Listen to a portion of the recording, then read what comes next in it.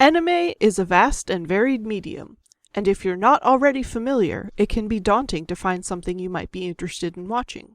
This is a podcast where three average anime enjoyers introduce their uninitiated co-host to their favorite anime touchstones, so he can join them deep in the Weebs.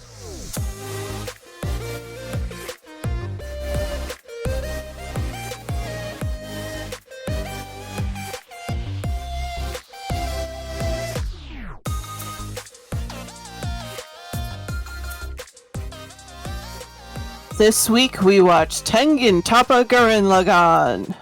Gurren Lagann is a 27-episode mecha anime animated by Gainax and co-produced by Aniplex and Konami, which aired in 2007. The Sci-Fi Channel acquired the broadcasting rights of Gurren Lagann and began airing the anime in July of 2008 as part of Sci-Fi's Animonday anime block. Gurren Lagann cites Ishikawa's Getter Robo as one of its main influences, particularly towards the end of the series, where the scale becomes absurd, with the robot steadily becoming bigger and bigger. The series takes place in a fictional future where Earth is ruled by the Spiral King, who forces mankind to live in isolated subterranean villages. The plot focuses on two teenagers, Simon and Kamina, who live in a subterranean village and wish to go to the surface. Using a mech that Simon finds, they reach the surface and start fighting alongside other humans against the Spiral King's forces before fighting the forces of their true enemy. We watched episodes 1, 2, 3, and 20.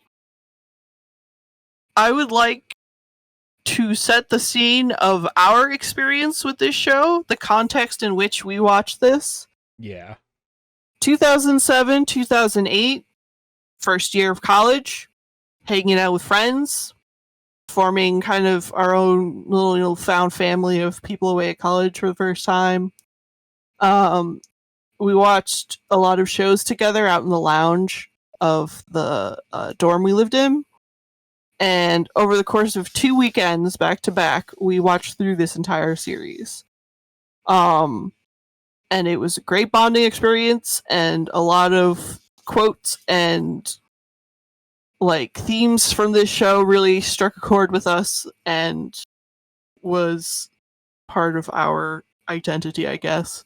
Also, most notably, one of the nights we were there watching it, there was a hockey game in the ice rink that was across the parking lot, and someone walked through with a humongous Santa Claus-sized plastic bag of leftover popcorn from the popcorn machine, and was like, "Hey, you guys want some popcorn?" So we spent that night watching Gurren Lagann and eating popcorn until we got sick, basically. Yeah, for us, this show was like, it was not just the show, it was also the context. It was a scene, you know? It's like, yeah, it's like the people who are into bands more because of, it was part of the live scene at the local, cafe or whatever. It's the thing you do with your friends, kind of thing. This show represents a moment in your life. Yeah. Yeah. So, we have an extra strong attachment to it from that. Yeah. As well as just enjoying the show. Nostalgia goggles are definitely heavy on this one. So I I'm really envy your... sorry, go on. I was going to say, I really envy your college experience because it was so radically different than my own. Oh, my college experience sucked, but this is one good piece that came from that. Oh, where I went, we didn't get lounges and other nice amenities like that. Oh yeah, in that regard, it was a rich kid's tech college, so We're still paying for it. Yeah. So, thanks, school. And I was only there until I broke my feet, so. Oh, right. Yeah. It's a long, big story. Yeah, college was not great. I could have gone to one of those tech colleges, but that is also a story. Maybe we have to design the Patreon and get the Patreon tiers for secret backstories. Ooh, I could do it. And then also our actual play RPG podcast. I don't ask me where that came from. Okay. So I'm actually, because of our like heavy nostalgia goggles on this, I'm actually super interested in hearing what y'all's reaction to this show was, because it's a lot. It's a lot. Yeah, and like watching things with your friends is always a totally different vibe than checking something out by yourself. I will Well- throw out at this point 1, 2, 3, and 20. I found to be an interesting choice, and once we get to that point, I'm curious to see what led you to the decision there. Absolutely. Yeah, I'm curious to know, like, I definitely had a reason. And I mean like 1 to 3, and we can probably start talking about episode 1 soon. But like 1 to 3 is it really is like a 3-part intro scene. Like it does a lot of work by itself and tells like a whole story and manages to hit like a lot of the themes that the entire show is going to be about in a really clean way. I will say this is where I got to come clean with the audience. I have previously tried to engage with Gurren Lagann, and I will definitely say Bob's opinions are going to be more interesting than my own. But yeah, I'm kind of with Bob here. I'm very curious for your decisions on 1, 2, 3, 20. Yeah. All right. Well, we'll talk about that when we get to that particular Shippuden. I didn't like saying that. I went for it, and I didn't like it. But Bad taste. Is that Japanese? Yeah. it's Boruto's dad. Okay. He might not. Oh, okay. Good old Boruto. Yeah, That must Burrito's be dad. a relative of Naruto. Yes. Yes. It's his son. Really? Yes. Yes, it's Naruto's son. Naruto has a son? Naruto's son of her. Crap! There was a good joke about it. And I already screwed it up. He's the son of the son of a ninja man. It's okay. It's the Goku Goten Gohan effect, not necessarily that. But one. Basically- Naruto's a kid, isn't he? He is, What? and then he grows up as all children do. So there's Naruto when he's a kid. Then there's Naruto Shippuden, which is a time skip later, and he's like a young adult. And then Boruto is a story about his son, which is in the future again, when Naruto is a big old adult father man. I guess. I don't know. I don't watch any of that or read. I never read. So episode 1 is called "Bust Through the Heavens with Your Drill." Is this That where was the a- issues begin? That was a roundabout way of saying Shippuden means time skip. Thank you. Okay. So Bob, you were saying you would like to tag out for covering the episode on this one? Yes, because this show, maybe not this particular episode, to be honest, kind of, but the show gave me strong feelings, Which and not like emotional feelings, but like reactionary feelings. yeah. Okay. I feel like someone who, I'm not unbiased, but has a way of explaining it in a way where I could be counterpoint. Okay. Okay. Joe, would you like the honors? No. Okay, then I guess it falls on me. Okay, so bust through the heavens with your drill. We open on a cold open of the entire universe exploding, which is a strong choice, if we're being honest. We have a bunch of people we don't know on the bridge of a ship, or it might as well be some sort of space battle cruiser, and we get some dope-ass lines being said as they are basically sort of sizing up the situation of the big universe-sized battle that they're going into. So every light is my enemy. Yes, so all the lights in the heavens are our enemy now, huh? And then also, I'll attack them with the fabric of time. And like, yeah. yeah, who the hell do you think I am? Which, that line is going to keep coming up. It is like, it's not a specific character's catchphrase, like it kind of is, but it is kind of the catchphrase of the show. Like there's a lot of things. Like one of the themes about the show is, all right, it's kind of like Metal Gear Solid. It's kind of like Metal Gear Solid 2, Um, okay, I'm on my own here. That's fine. But Elaborate. it's about a big theme of this show is sort of mimetic legacy.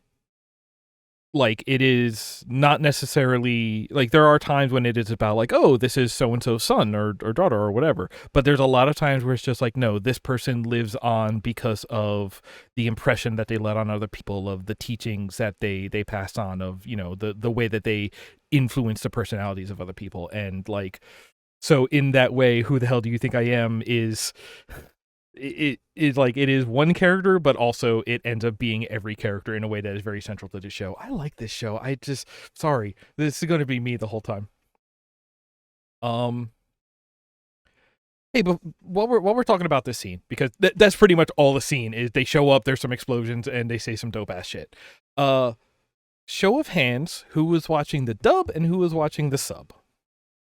Dub all the way. Dub. Sub. Okay. I went ahead and watched this scene in both, and then continued with the dub because, you know, reading. Because you don't read. Out. Yeah. But like, this is, you know, when we say this is a giant robot show, definitely in the lineage of like a Get a Robo. Part of it is, and when we were watching it in college, I believe we watched it all subbed. I think there's an element to the show of, you know, robot attack names sound better in Japanese, which I think has a little bit to do with just the sort of like staccato nature of the language. Is that, Joe, is that the right words? It applies. Okay. But yeah, because like most of the way their language works, most of the words are made up of their quote unquote letters are basically a consonant and a vowel. So basically everything is consonant, vowel, consonant, vowel. So you get a lot of vowels you can work with to like hold and carry out when you're yelling and stuff like that. So it's just like, it works better that way. But also, I think there's something to be said about when you're hearing something in your non-native language, the tone of voice in the, you know, that comes along with it in the other language is kind of like a suggestion of how it sounds, and then your brain can fill in, you know, how it would actually be said in the way that is coolest to you.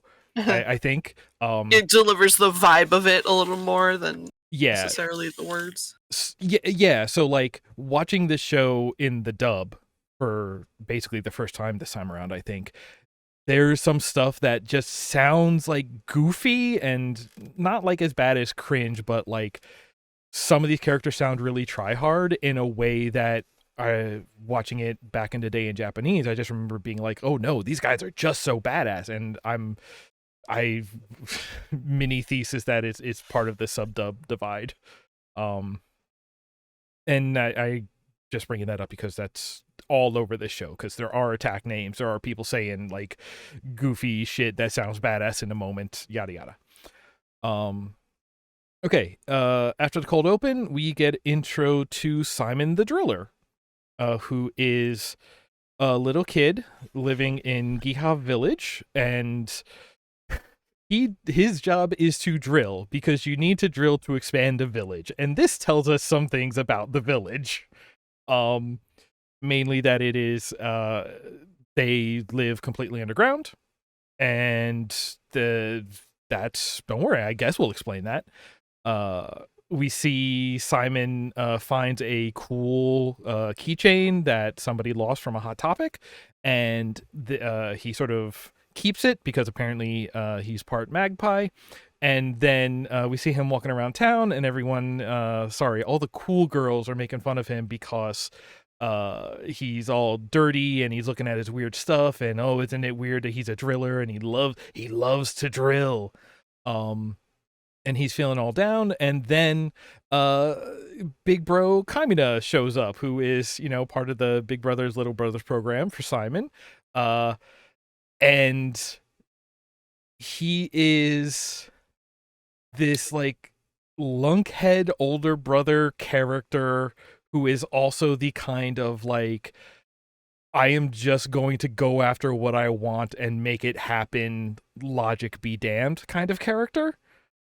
If I may interject Absolutely. with some questions that maybe you can help me. I am here to help.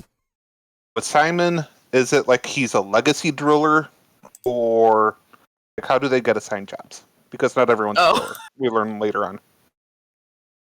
I don't know. They don't go. We don't get much insight into the way that the society lives. Because it's like do they have a sorting hat or something? Hey, well, so we're gonna get in a minute. His parents were killed in tunnel collapse during an earthquake. So I imagine sometime after that, he was his name was pulled out of a glass globe and he got taken into a child fighting ring. Something like that. I kind of He imagine volunteered for tribute. He seems like the type who, because he says he likes digging because he likes finding treasure. So I imagine it's the kind of thing he would volunteer for anyway. Yeah, he probably signed up for it. There's a statement later on that concerns me with his drill operation, but we'll cross that bridge when we get there. Okay.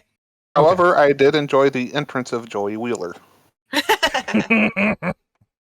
Bob, Joey Wheeler shows up episodes later. This is dark-haired Joey Wheeler. You mean Tristan? Well, you know, This one's too smart for Tristan. he's declaring No, that the actual sun will Tristan, rise. not a bridge Tristan. Where they share a brain cell. Oh god, they do share a brain cell though. Yeah. But I was just wondering about the whole drill selection. Yeah, it's I don't know. Everybody in town He be has some kind of young, job. and yeah, but there's the chief, there's him as the drill person, and then everyone just kind of walks around making loud, vague statements like "Yay, steak!" Yeah, some of them got to be farming, I guess. There's not even any jailers that we learn later on. That's true. You just sort of like, hey, we can just go, and then they just go from jail. Okay. Continue. Yeah. We'll get to that in a minute, because first what happens, the reason why they end up in jail is because Kamina says, hey, come along, little bro, and bring Simon along to where the boys are hanging out, and they're plotting this plan where they're going to defy the village leader and break through the ceiling. And the way that they're going to do that is they're going to release all the mole pigs, which are moles the size of pigs, it's fine, and then let them stampede and turn into some sort of mole pig tornado that will lift them up towards the ceiling. And everything is going well until the village leader like stops them and shuts them down and is like, okay, you're all in trouble. And like everyone turns his backs on Kamina, who was the leader, and he's like, Simon, you can go. I know he dragged you along. But Simon's like, no, I gotta stick with my bro. And then all of that is interrupted by an earthquake. We get a flashback to Simon's parents being crushed, and then he goes back to digging, and we get his voiceover sort of giving us the explicit backstory about his parents were crushed, you know. But while he's digging, he finds a big face in the ground. You know, like happens. Like Leads to so many questions, and I don't feel like you really got an answer in the episodes we watched. Definitely not in the ones we watched. Definitely not in the ones we watched. Things are explained a little bit. Technically, I think there is one line in episode 20 that starts to explain it. We'll get there later. Okay.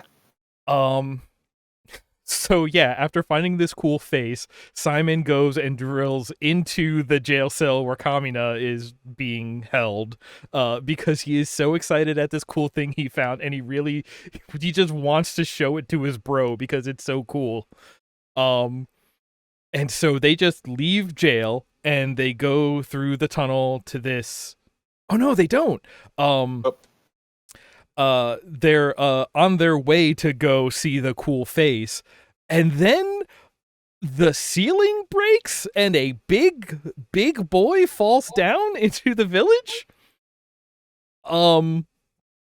Which Kamina is psyched because now with the ceiling broken, you can see the sky, and he is finally proving to everyone that the surface world is real. By the way, everyone was saying that the surface and the sky are just myths. And okay, so there's the moment here where like everyone else is just completely shocked and befuddled, and Kamina goes over to the town leader who's on the ground and is just like, what's so mad now? You were talking a big game before. And while this dude is cowering, he just like picks up his sword and it spins around his neck and he catches it. And it's just, there are moments in this show that are so like you remember in FLCL the like 720 spin kick scene? Mm-hmm. This show has moments like that, almost like one an episode. It's so good, and it's like it looks great, and it's badass, and it's over the top in a way that this show is all about going. And like they started early here, they do it with the little things sometimes. It's great. And then while he's talking shit to this big giant metal robot face, an anime chick drops into the scene wielding Barrett anti-tank rifle. Because anime? She's got to have some muscles in those arms. She's using it wrong. All right. Go off, Kings. I want to hear it. Let me tell you, you don't just hold the barrel of a gun while you fire it like that. I don't know its entire, construction. Perhaps it's special, future, blah, blah, blah. I have thoughts about it later. It is because electric various powered. types of things. That is true. It is. It doesn't run on bullets, which I guess. Except when it does. Yeah, it's not, Well, but it's not like That's what we see combustion. in episode 20. Right now, they call it essentially an It's a electric rifle. gun. I think it is. They say something. It's like it's electric infused or lightning powered or something. I think basically it is closer to a rail gun than a gunpowder gun. Good. That way you can explain away ammo. Yeah, which like they get to that in 2 episodes. They just like take time apart to explain a little thing that I didn't think needed explaining, but okay. But yeah, this anime chick is Yoko Littner, and she is barely wearing anything, and the camera loves to oogle her, and so does Simone. And anime. Okay. Not exactly. Uh-huh. I guess. Wait, no. I'll bring this up a little later when it comes up in the notes more. God, everybody is so excited for later. We're just building tension at this point. Okay, so yeah, we will talk about Yoko more. She is another young lady. Joe, did you look up what her specific age is? Because I'm pretty sure she's supposed to be. Additional comments about that. Okay, even better. We'll get to that. Good. But she's explaining she's from the underground village next door that nobody from this village even knew existed, and she's explaining that the big robot that fell in is a robot. It's called a gunman, because that's just what the mechs in this show were called. I don't know, fine. It's weird. And she's like, all right, come with, I'm here to fight it, so either help me or get out of the way. She's that kind of cool chick, I guess. But also, they're just 3 people fighting a giant, like, 4-story robot with a big club. So they're kind of dodging around, and then Simon's like, oh, wait, hang on. You're here now, too. Come with us. I still got to show my bro the cool thing. And so they are, like, sneaking around out of reach of this gunman until Simon brings them up and shows them the big face he found. And I guess since Yoko was here now, she can be like, oh, it's a tiny gunman. Hey, you found your own tiny little mech. And we have this whole scene where Simon basically is like, oh, if it's a cool mech, we can use it to fight the big guy. Here you go, Kamina. You do it, bro. And Kamina's like, no, this one's yours. You found it. It's yours. Which, like, again, Kamina is such like, he comes off as such like a lug-headed dope, but there is like weirdly like small honorable things about him, like the way that he really does want to support Simon. He really does. His attitude exists specifically to inspire and motivate others.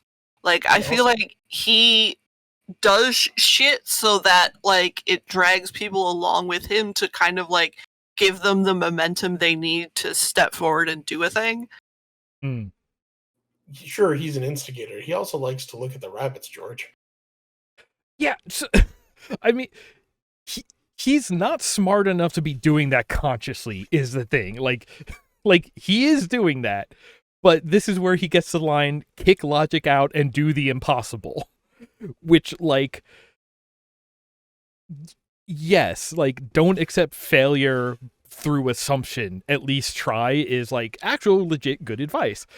But he says it the dumbest way because his thing is, like, just charge. Kamina rushes in, you know?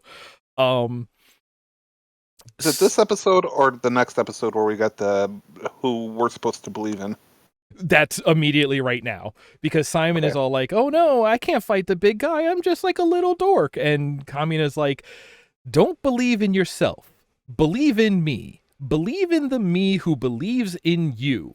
Which is like, I swear I've heard that in like, or like the idea behind it, I swear I've heard like an actual like therapy session kind of ideas, because it is this idea of like, it doesn't, like, you don't have to believe in yourself, but if you trust in me, then that means you trust in my judgment, and here's my judgment about you.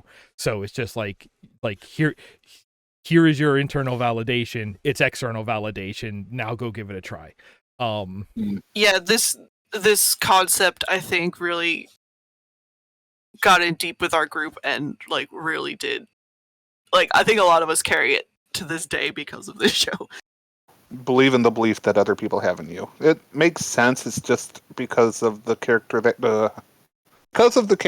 he is. It's sometimes comes off as, no, that can't be right, until you sit and think about it. Right. And like, that's actually, you know, over the course of the whole show, that's actually kind of the, like, one of the like ongoing themes or subplots or whatever, is just like, Kamina says a lot of like supportive but dumbass shit, and over the course of the show is everybody going like, okay, but what is the actual lesson that we can learn from that dumbass thing he said, and is like translating the stupid stuff he says into like functional actual advice. So like, when here at the beginning, we're just getting like all of the dumb stuff to set up, but like it all gets translated by the end, and it's an interesting, like, in a lot of ways, this is a coming of age story, right? Like, we follow Simon the whole time, and making sense of other people trying to help you is very much a coming of age conflict plotline, whatever you want to call it. Yeah, but it's man, Kamina's dumb, but also he was right sometimes. But anyway, so he gives this pep talk to Simon, and then they go have a fight with the little face versus the big face. And then it turns out the little guy whose weapons is a drill. When it sprouts a drill from the middle of its forehead, which is its body, it kind of looks like MODOK. Lagann is kind of a MODOK. Yeah, it's like the size of a smart car that's like all face with a little spot on top you sit in. Because I didn't think of it the first time I watched this 2014, 2015. But yeah, he absolutely looks like MODOK. Oh, he's a great little MODOK, but he's agile. He does flips and shit. But yeah, so he spouts a drill, and the show follows the rules of the louder you scream, the harder your attack hits.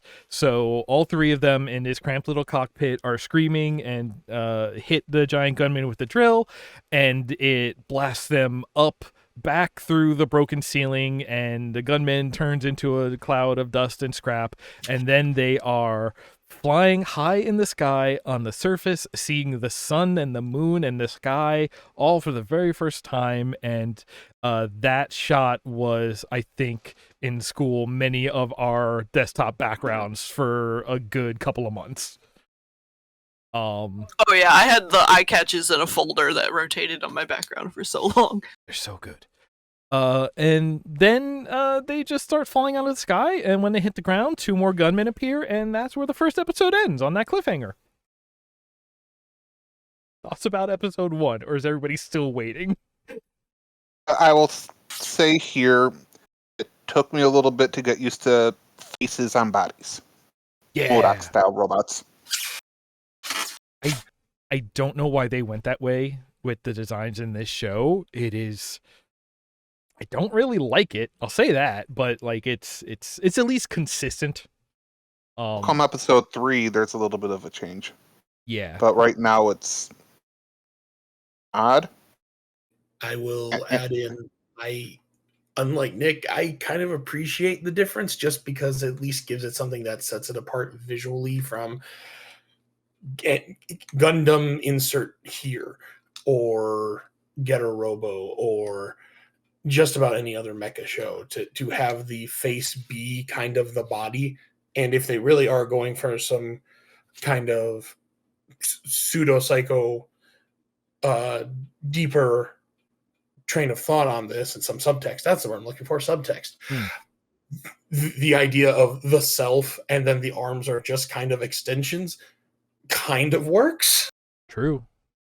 So I appreciate the designs, and I really appreciate stylized art. Even, I will say Borderlands was a very hard game for me to get into just because cell shaded is kind of very glaring with fast motion. But stylization is always good with me. I am a very big fan of it. Oh yeah, this show has a lot of style, like most Gainax shows. And Studio is this Trigger. Gainax or is this Trigger? It both. It was Gainax when they made it. Gainax basically became Studio Trigger. Right. I just didn't know if this was before or after this. That's the only reason I ask. But I was gonna say, to your point, yes, Trigger really Gainax / whatever Trigger definitely does have a very noticeable style. Not to overuse a word here. And to their credit, in my opinion, it's gotten. And I'm not saying it is bad now. That is not what I'm saying. But I want to say it has improved over time. Insofar to say that it has only gotten better. Yeah, I want to say it's like their animation style and techniques have basically stayed the same, like pacing and smudges and stuff like that. But I want to say the sort of design sense of the things they're animating has become a little more palatable. Over time. But I mean, again, this is where I will give it props. They did something that was designed to stand out, and this sure as hell does that. Oh yeah. And it stands out because it looks kind of goofy, like whoops, every mech is a different size of MODOK, basically. Until we start doing other stuff with them, but we'll get to that. But it also kind of makes sense because this show, a thing that always gets me about giant robot shows is that at their core, the giant robots are just ways of magnifying what is ultimately human conflicts. That's why they're shaped like people.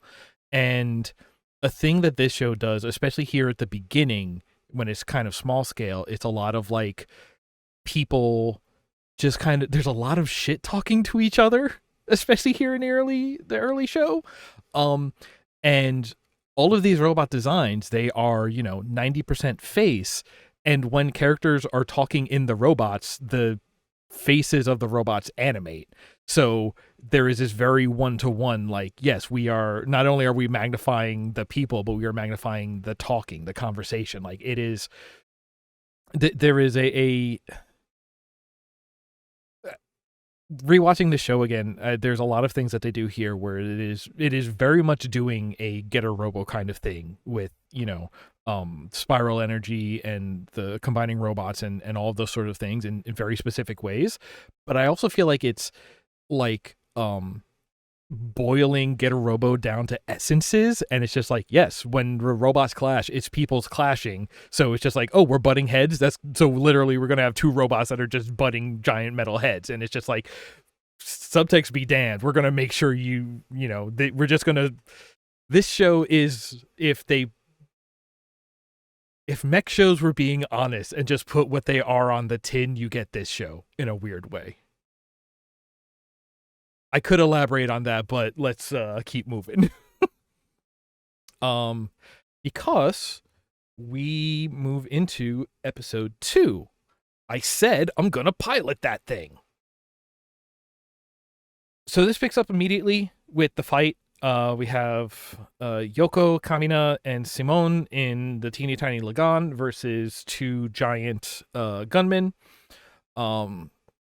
And they do a little running around, and then they're about to take a stand when it turns out their Lagann sort of powers down, and Yoko's out of ammo, and it's terrible. But then the cavalry arrives, the rest of Yoko's town shows up and just starts dumping machine gun fire on these gunmen, and a little fuzzy guy jumps out of it, and that's how we realize that they are piloted robots, piloted by beastmen, we will learn. And sun goes down and the beastmen retreat, and that's great. The night after the fight, we have we have just like, I guess, everybody meeting Simone and Kamina in a moment of rest, and we do get some character moments here, but some not backstory, but like some more understanding of Simon and Kamina. Kamina has the line, "Whenever my ass gets in trouble, you're there to save it. Thanks." Which, like, again, he's showing actual gratitude. Like he's aware that he's a dumbass at times. And yeah, and like he's doing his thing. He's supporting Simon, who is, so far out of his depth and terrified and struggling to keep a grip.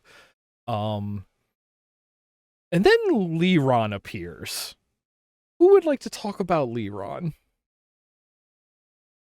I feel like, for the sake of our podcast, I would like to wait to the end personally to discuss Liron.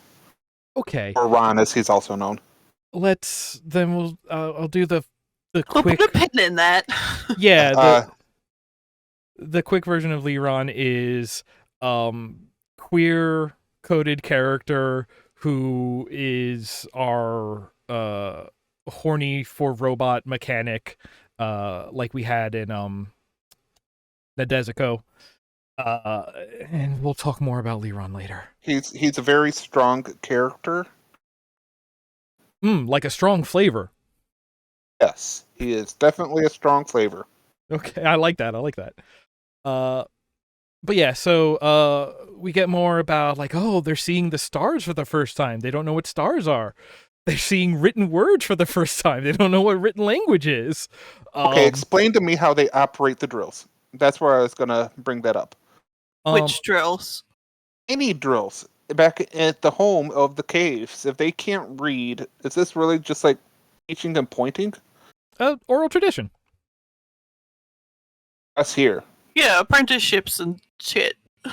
Yeah, and like the stuff they were using in the old one was like all manual tools, which are like, I've used those like sort of like hand non-power cranking drills. Yeah, and a lot of those are so like purpose built that their use is kind of intuitive. But we do get a thing about it's like, oh, when I got into the cockpit, I could just feel what to do, and we never get a like explicit explanation of that, but there is sort of like, we do get into this idea of humanity, willpower, and spiral energy are parallel. So it's just like, yes, anyone who has sufficient willpower I just figured it was a spinning Yu-Gi-Oh necklace thing.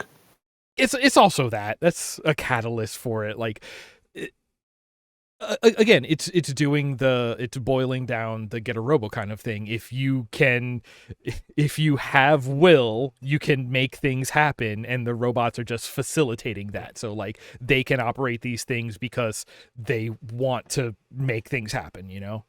I have a question. Yeah. Then when did they get their Green Lantern rings?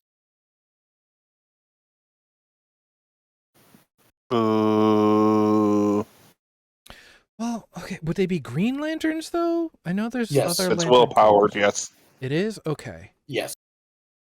Well, I mean, then in episode 1 when he finds the core drill, like that's not a ring. That's a Yu-Gi-Oh pyramid thing. Listen, I think you can get them both at Hot Topic. They were just in a different aisle. It's also where Simone gets that cool patch for his jacket. That we'll get to later. Okay, so again, after the fight, they are on the road back to Littner Village. They come across some bones, and a communist shit talks somebody who was lame enough to die, which sure, but they still give him a proper burial, and they move on. They get to the town, they're resting. Kamina has a flashback / dream about how he was with his dad on the surface once, but he hesitated because he was scared to join him, and his dad left him behind, and his dad went out there, and that was a thing.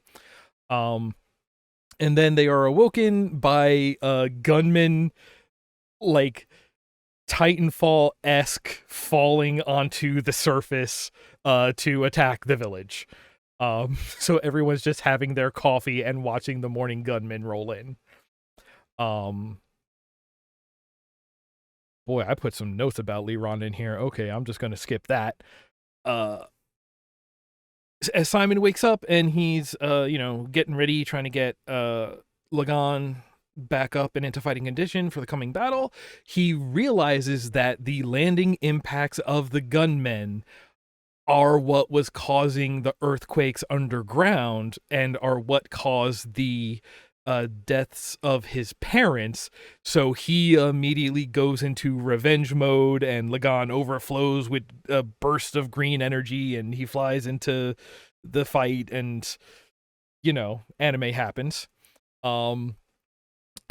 And then Kamin is like, oh, okay, so these are gunmen. I'm gonna go take one. Because, I have thoughts about that too. We'll cover at the end of the episode. Oh my god, everybody's waiting. I'm gonna explode with tension. I love it. Yoko hands him a tiny pistol that he's never seen before, and he's just like, yeah, I'll figure it out. Which, great plan. Love it. And then he just takes a gunman. Like, Kamina's running up to it with just his sword, and he's shit-talking it, and then Simone screams into the battle and uses Lagann to force the mouth / cockpit of a gunman open, and then Kamina just climbs in and kicks the beastman out. And we get this fantastic scene of all of the screens in the gunman cockpit going red with a lock and a no Kamina logo, which I want to see the backstory of the UI designer who knew this was going to happen one day and created the no Kaminas allowed logo that displays in this moment. Yeah, I love it. It's just like, no Kaminas club. You can have one, and it's not you. It's a question whether they think all humans look like him. I mean, all the cool ones, all the ones who would end up just stealing one. He is, because the controls are locking him out, the gunman stumbles and he lands on the burial mound of the bones they buried last night. So he has a 2001 Space Odyssey trippy moment of facing death and fear and whatever. And then he's just like, nope, I'm not going to let myself be scared. And that's enough to hack the robot and let him up, and he has control over it now. And then comes back and finds that Simone is about to be destroyed by the two gunmen, so he just does a flying drop kick that hits him so hard that his own gunman just starts exploding. And then he's like, all right, time to finish it. Let's do it. And he just picks up Simon and Lagann and just whips him he does the fastball special. He whips him at the gunman, and they dodge it at first. But then Simon, being the driller, drills into the cliff face behind them, does a U-turn, and shoots back out, taking out two with one hit, and it's badass. And of course, Kamina has come up with the name for this in the moment. I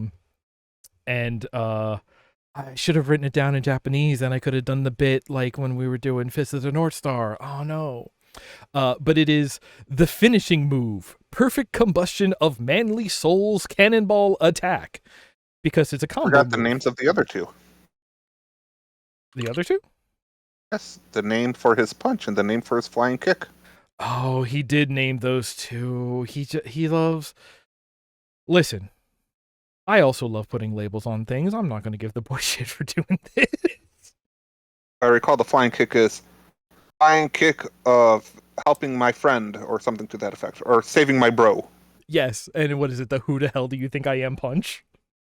Or something like that. But yeah, they win the fight. Kamina is like, I'm gonna name this one Gurren because he already named Lagann, and which is like, hey, this one is yours, and also his name is Lagann. I decide that, and this one's Gurren. And then they go to rebury the bones that he uncovered when the gunman fell over, but he notices a bracelet on the skeleton, and he's like, oh no, that's the same bracelet my dad had. Oh no, my dad was a loser. To be continued. Which is a hell of a, I don't know if it's goofy, but I think it really works as like a weird, like a heavy moment to land on and cut to black. Definitely isn't positive. Oh, go ahead. So they fight the gunman. Yeah. They then get the idea in that moment, and no other moment previously to, hey, what if we took this and learned it?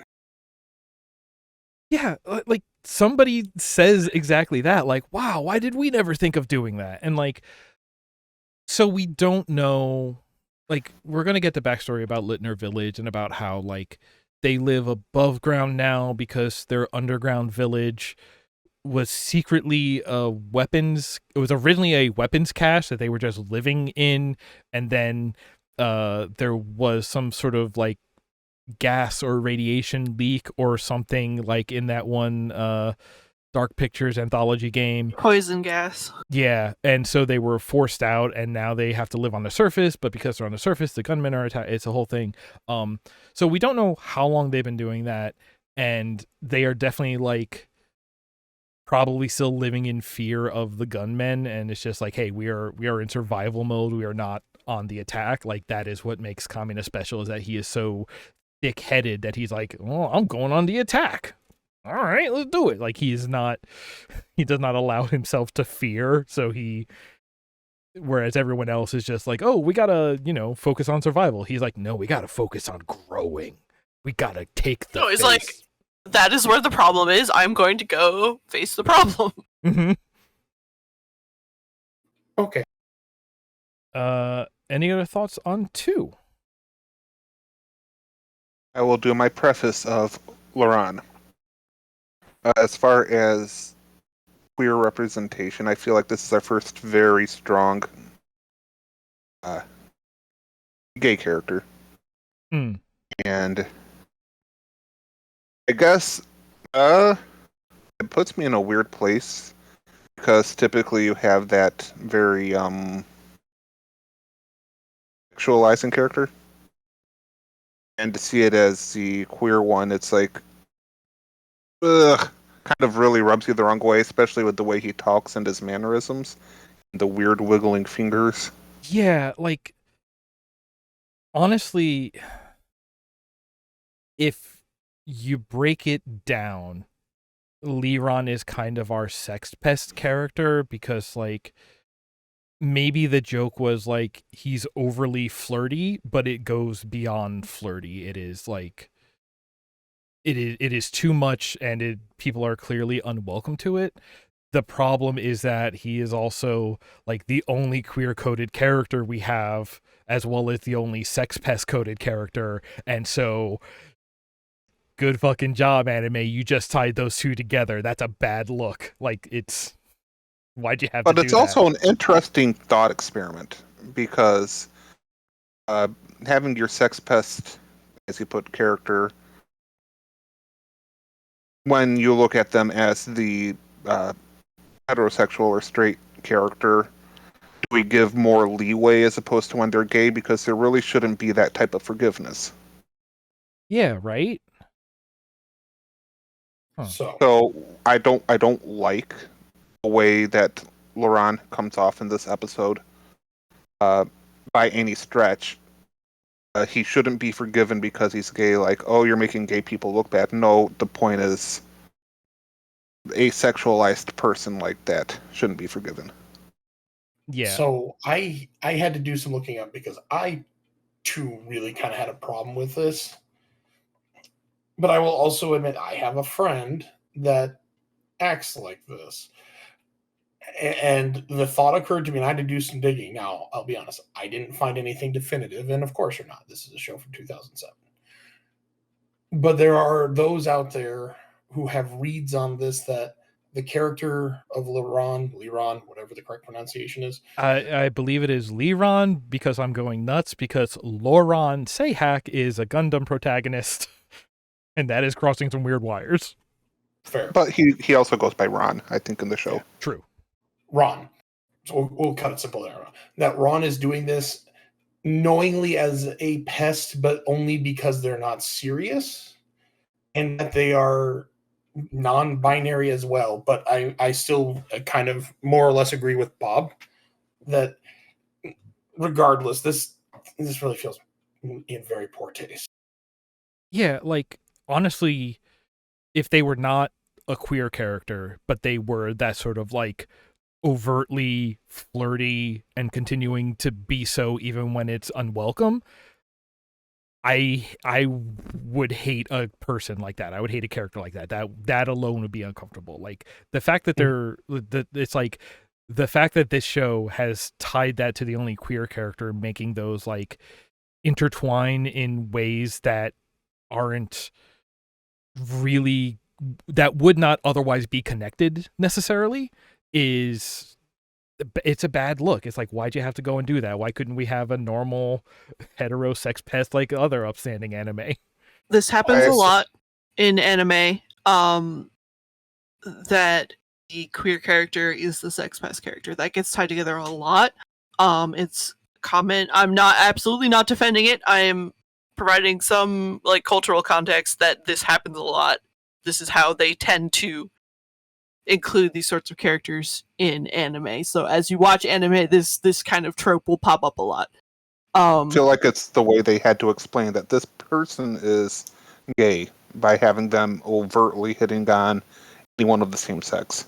Yeah, it's kind of that caricature, like, tropey setup so that the viewer like goes, okay, I know what kind of character that is. But also, it's played for like the shitty, like, gay reactionary jokes, because like every time Ron hits on Kamina, he's just like, hey, you better watch your back. Like, who what do you think? I'm not fucking gay like. It's like, and that's shitty too. Like, that's It is shitty. It's a shitty decision to have this character. Also, my reading of like how everyone else is reacting to it, like how Yoko reacts to it, it comes across to me more as a style of banter for this person. Like, it's just kind of how they, like, you know, joke around with people. Like, they don't entirely mean it. Yeah, right. They're doing it for the reactions. That's right. Kind of what those reads I was reading about came off as. Like, I guess if that's what they're going for, though, they could have done even the minorest bit more to just kind of elaborate on that.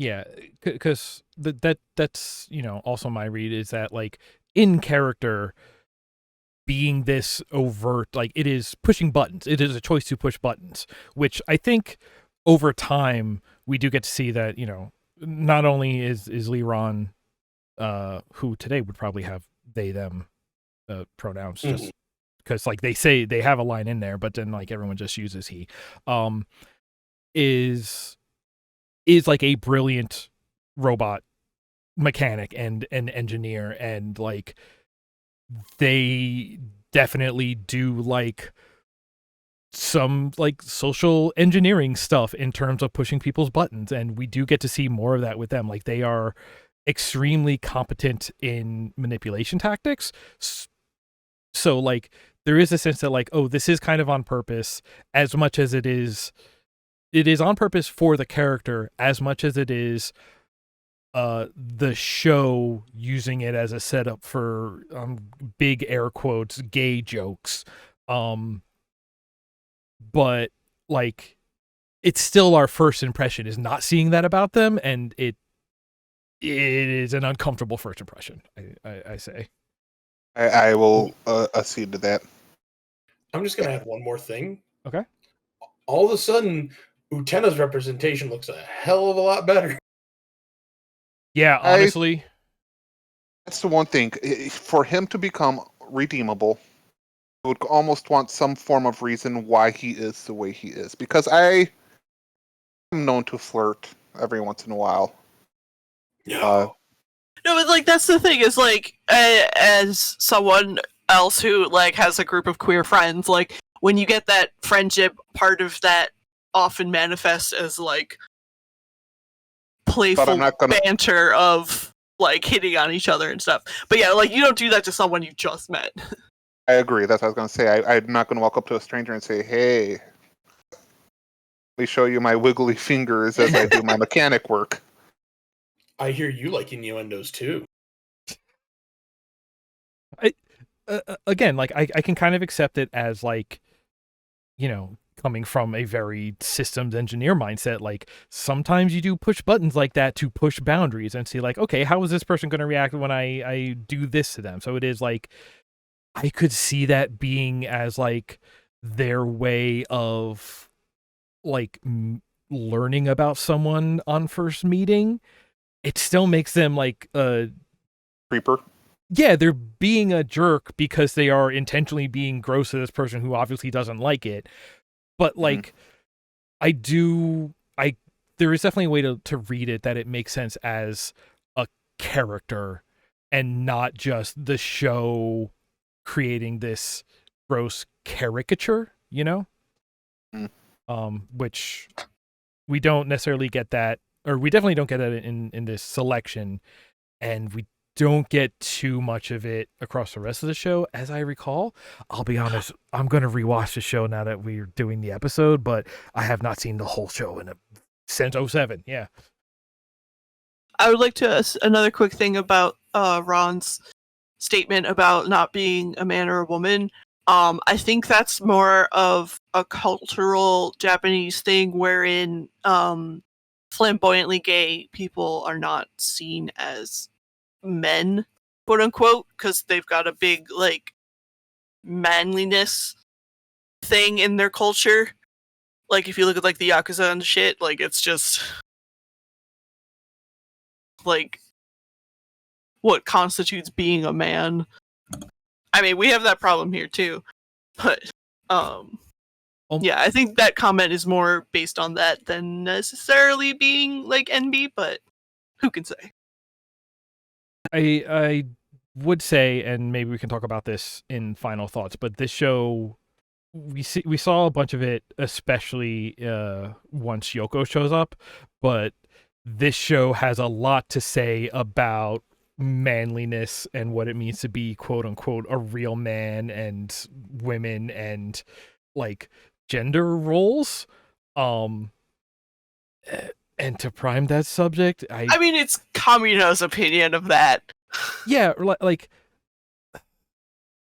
ultimately, I think it is kind of saying like, hey, like these ideas kind of suck and are destructive, but it does spend, a bit of time in the show pushing them and establishing them so that then later they can examine them.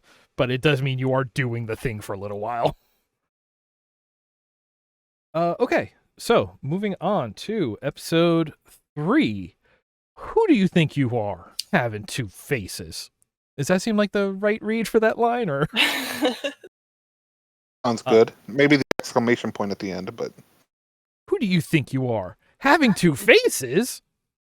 there we go. Okay, all right. I see. I hear it now.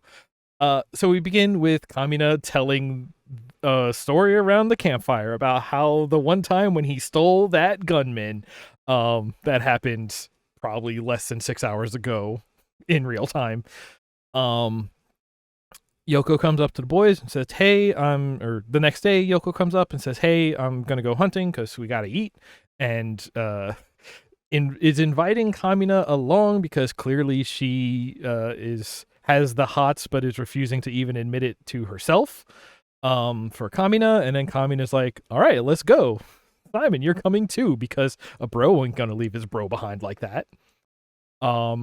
So then we're out. We're in some sort of swamp. We get a montage of crazy alternate universe animals.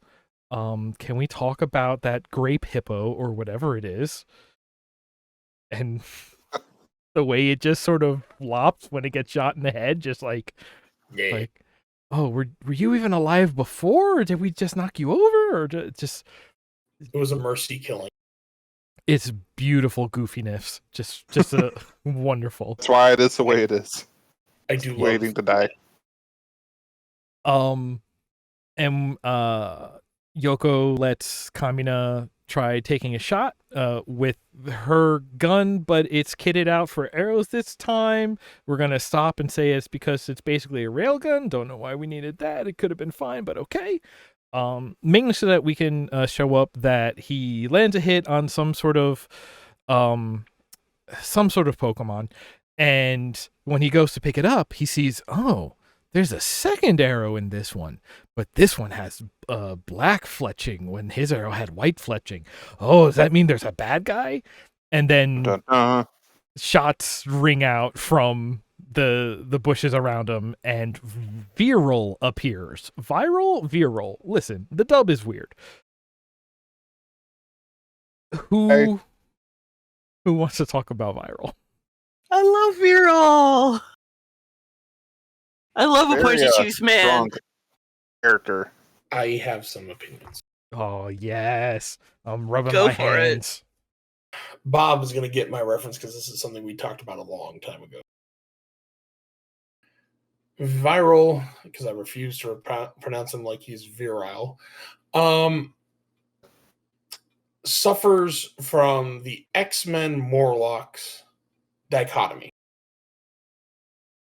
That being, for being a quote-unquote beast man, you have a hard time convincing me he's beast. He is the X-Men. Yeah, he has spiky teeth because we haven't seen that in human characters in anime before. And he's got the Beastman arms. I mean, okay. I've seen that design for... I'm not saying it's here, but in other anime I've seen, it's lazy arms to signify, if I can pronunciate, that, big strong arms guy, or he has special moves with his arms. Like, Again, this is where the stylization and the design can kind of conflict a little bit because it doesn't do enough to really convey the beast aspect.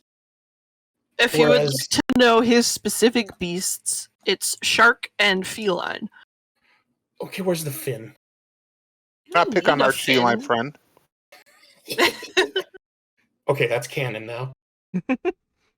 But all the same, it's like, okay, nothing about the design tells me shark and or cat. He doesn't need to. The spectrum of beastmen varies from very close to human to very close to beast.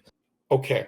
And fair enough. However, the design also tells me, we're even watching this for the first time. this one's not going to die. This one's going to be around for a while. That because he doesn't look beast, he looks man. And that's what I say. This is the X-Men Morlocks dichotomy, conundrum, exception, whatever word you want to fill in there. Because the Morlocks don't get their own comic series or their place on the team. The X-Men are the pretty kids. Not all. I mean, later we get the Scorpion Lady, who's basically a lady with a scorpion tail. Does she not die? No, she dies. She very dies. Okay. To Beast. She's Tell me I'm wrong. Because she has a scorpion tail. Yeah. Too inhuman. I will even go so far as Tomba to say, has shark teeth. Tomba's a bit of a beast boy. See, I definitely see where you're coming from. Like, he definitely has,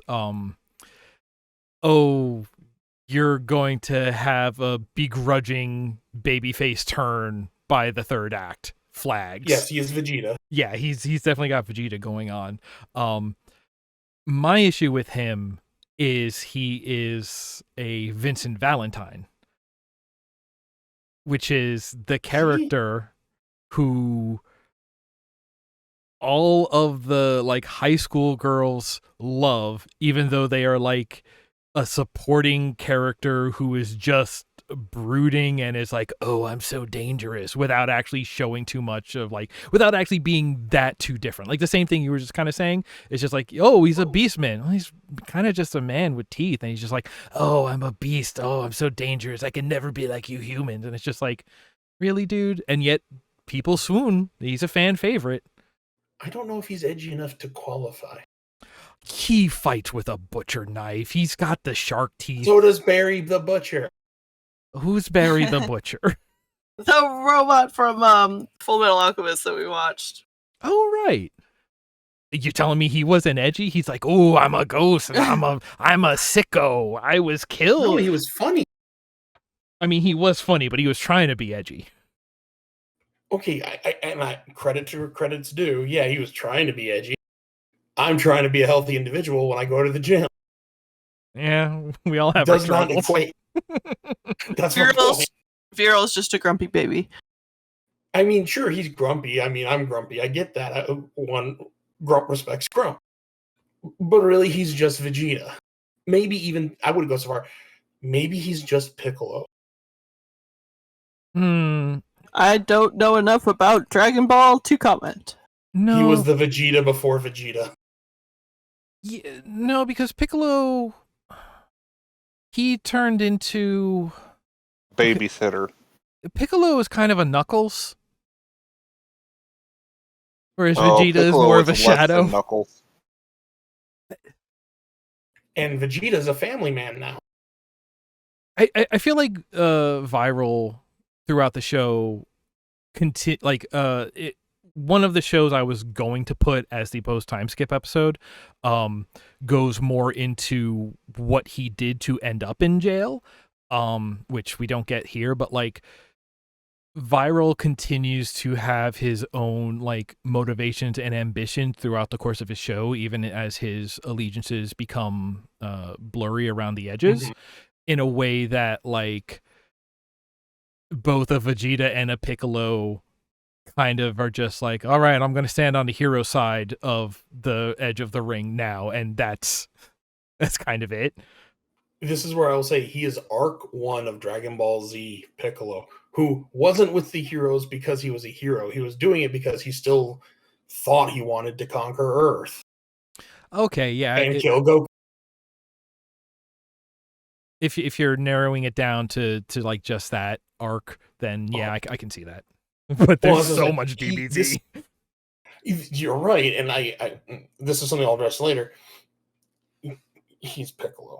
I will explain. I will show my math later. Okay, yeah, show your work for full credit. But yeah, because we have to talk about right now, in this moment, the standoff between Kamina and Viral. And Viral is explaining that he's like a commander or lieutenant or captain or something of the human eradication forces, which, there are human eradication forces. That's interesting. Let's not worry about that right now. But like they're like doing the introductions for the duel. One of the best banger songs from the OST starts playing, and then Kamina starts doing his "Who the hell do you think I am" intro and is drawing his sword. The same sword that he got from the village elder. It's essentially the conch of who's in charge in this show. But he draws that sword and he draws it forever. Like he has so much to say and this shot just refuses to cut that this when he's pulling out this 3-foot sword, it is at least 7 feet long before it is fully drawn. And it is just, that is one of the iconic moments of this show. Is that like, again, it is sort of in the stylization, but I think it is not just like the way the animation is stylized, I think fits in so well with the themes of the show, which is not something that I would say about other, even Gainax and Trigger animations. Because the whole thing is, Kamina's thing is manifesting will. He is the Obi-Wan Kenobi of, I want it to happen, so I'll make it happen. And so the reason the animation is being stylized into this goofy, overly long sword, because Kamina has more to say, and it is over the top in a way that the show is always trying to top itself, and like that is thematic, and it is so goofy and laughable upon first blush, but it also fits in thematically with the show that like there was no way I was not selecting this episode for today's watch.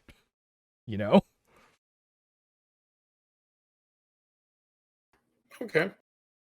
No notes, 12 out of 10. But so they have this little hand-to-hand dodging fight in the middle of a swamp by themselves. We have the like samurai showdown style slice that cuts all the grass in half but then it takes a while to realize that it has been cut and fall down, and like we have this just like kind of like not super long, but we have this badass fight scene between the two of them, and we're just like, oh, these dudes are cool. Like this is the show showing that these dudes are cool. This is where they are both thriving in this moment.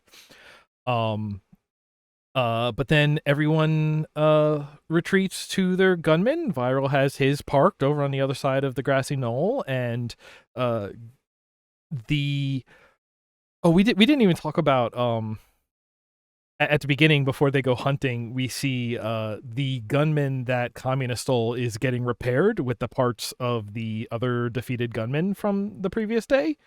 And they gave the robot the same glasses that Kamina has, the Gar glasses, those triangle pointy, looks like the antenna on a Gundam head. It's so good.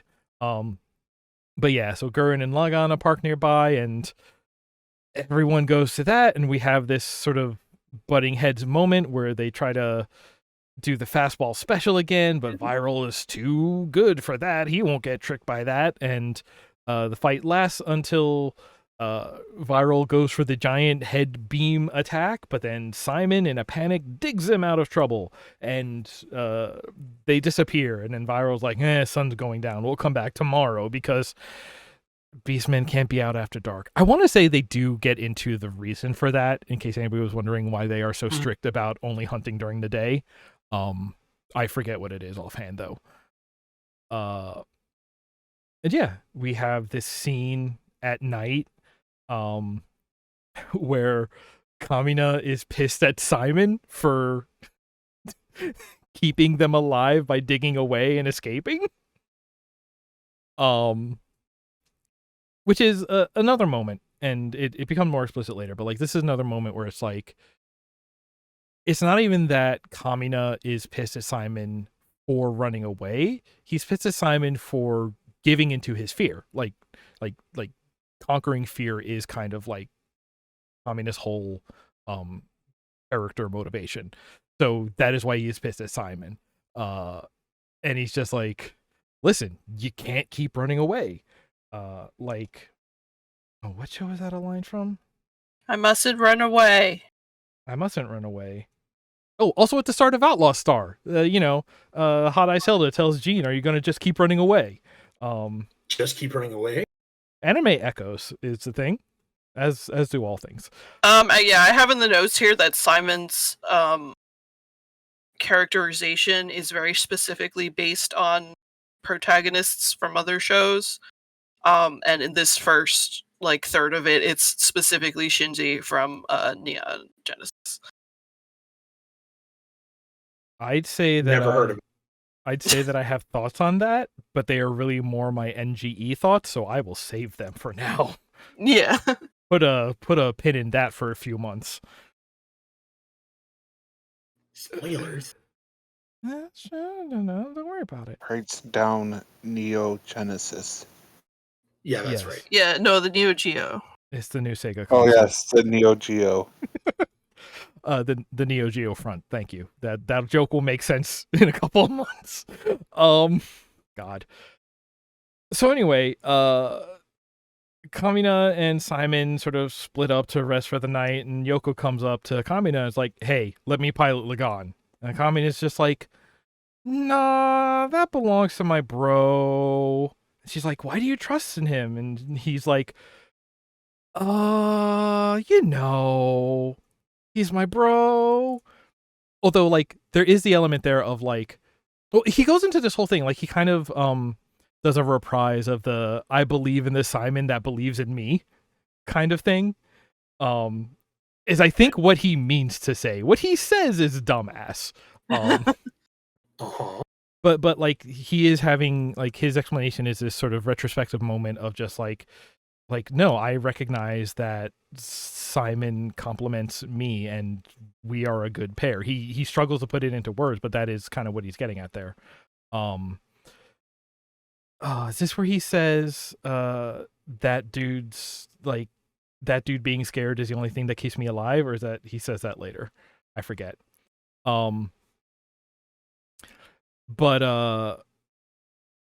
It's another scene where again, Kamina's a lunkhead, but he has a very particular empathetic intelligence where he very much intuits that he and Simon are a good pair because he is, chest forward confident, and Simon is smart enough to be scared. He helps pull Simon out of his shell a little bit, and Simon keeps him grounded. Yeah, and he doesn't always realize what it is, but he also not just for Simon but for other characters as well. He knows the right thing to say to motivate people, from inaction to action, or especially for Simon, from a place of being scared or lacking self-confidence, at least back into normal, if not further. And this is just another one of those little scenes where it's just oh right, Kamina is actually he has redeeming qualities. Oh, I'm so glad. But yeah, so then we cut to the morning. Viral Titan falls. Everyone is sort of standing in a line between Viral and the entry to Littner Village. Simon is having another crisis of confidence as the fight starts, and Kamina gets the shit kicked out of him. Oh man, just Viral is just running a lecture. That ain't it, but he's just owning the fight. And the line about the only thing what's the line here? I wrote it down in my notes. Viral says, "If nothing else, I must compliment you, human, for not knowing when to give up." Which, that's he got the soul read on Kamina. And then Yoko gives a pep talk one of the weaker pep talks, honestly, but gives a pep talk to Simon about like, hey, he's not going to give up until you get out there. So if you're scared for him, you got to get out there. And that's enough to make it work. I think she also reprises the, hey, don't believe in yourself. Believe in the Kamina who believes in you, remember? And he's just like, oh yeah. So scared as he is, he runs out. He does a sneak attack, attacking from underground, and diverts the head beam attack before it can strike Kamina, and breaks the crests on the helmet. And then Kamina says, hey, we're gonna do the thing.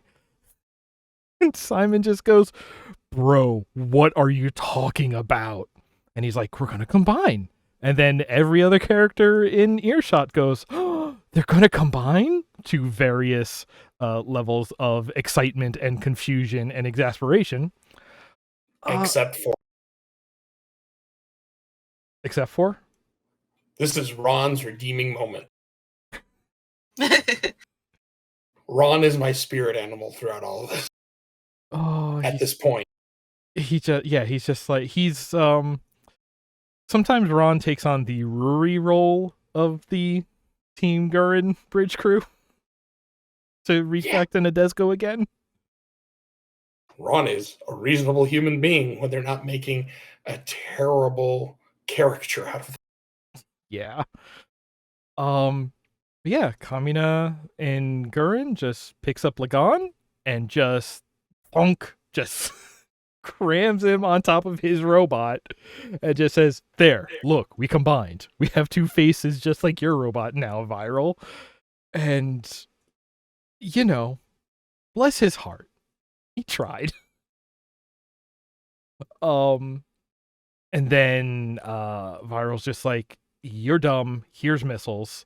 And he launches, but lo and behold, the Gurren and Lagann do actually start legitimately combining and I guess absorbing the energy of the attack, who knows? And when the dust clears, Gurren Lagann, the full combined version, is standing there. And now they have the real fight begins and the music kicks in. We have the cross counter. They punch each other in the face.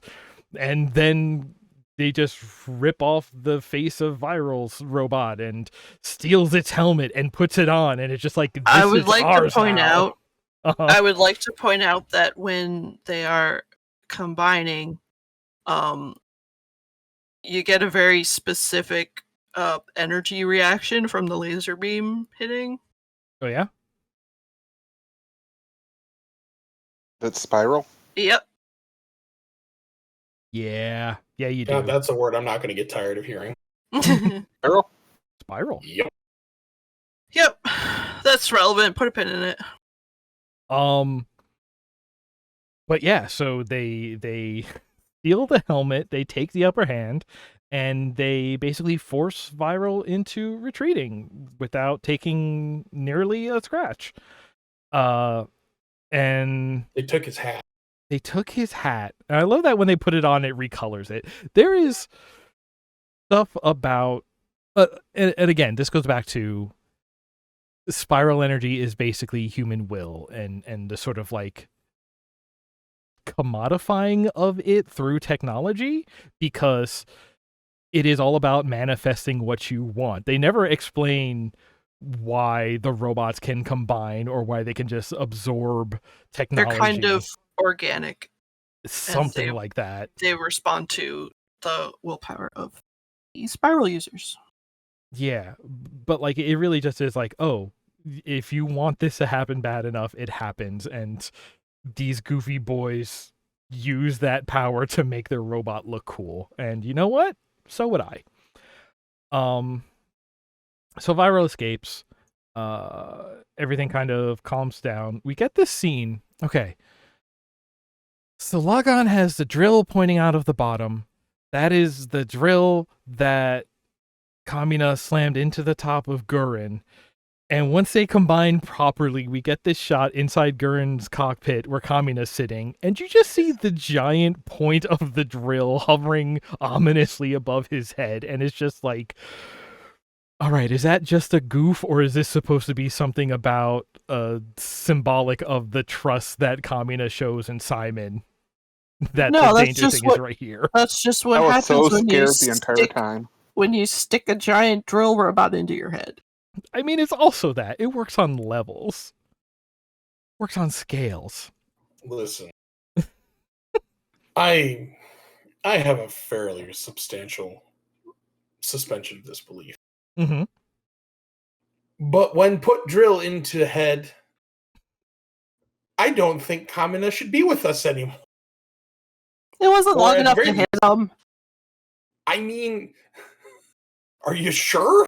Yeah, Yeah, we see it. It stops right it's just above right him. up there. Yeah. I don't know he knew that. No, he didn't. Absolutely not. He does not I'm need to know so- that. He trusts. I'm so glad like Simon gets the opportunities sometimes to just take him to go see the bunnies. Mm-hmm. Because Kamina, reckless to a fault, is still being generous. Yeah, I think he's got a touch of the sweetness, but that's why we love him. That's part of why we love him. You can't hear how hard I laughed when you said that. Like, let's be honest, he should be dead by now. I mean, he would be if he didn't have Simon there Yeah. to be scared and escape for him. I That's how they still work think the together. drill should have killed him.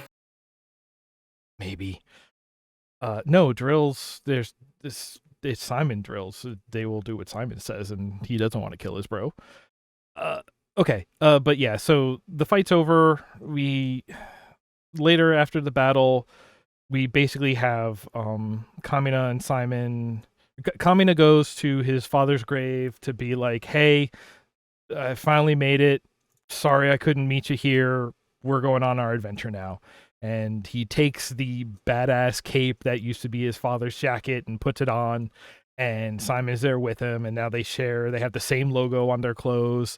And then they're like, all right, we're taking off. And then Leron's standing next to them with all his bags. And he's just like, yep, and I'm coming too. And they're like, okay.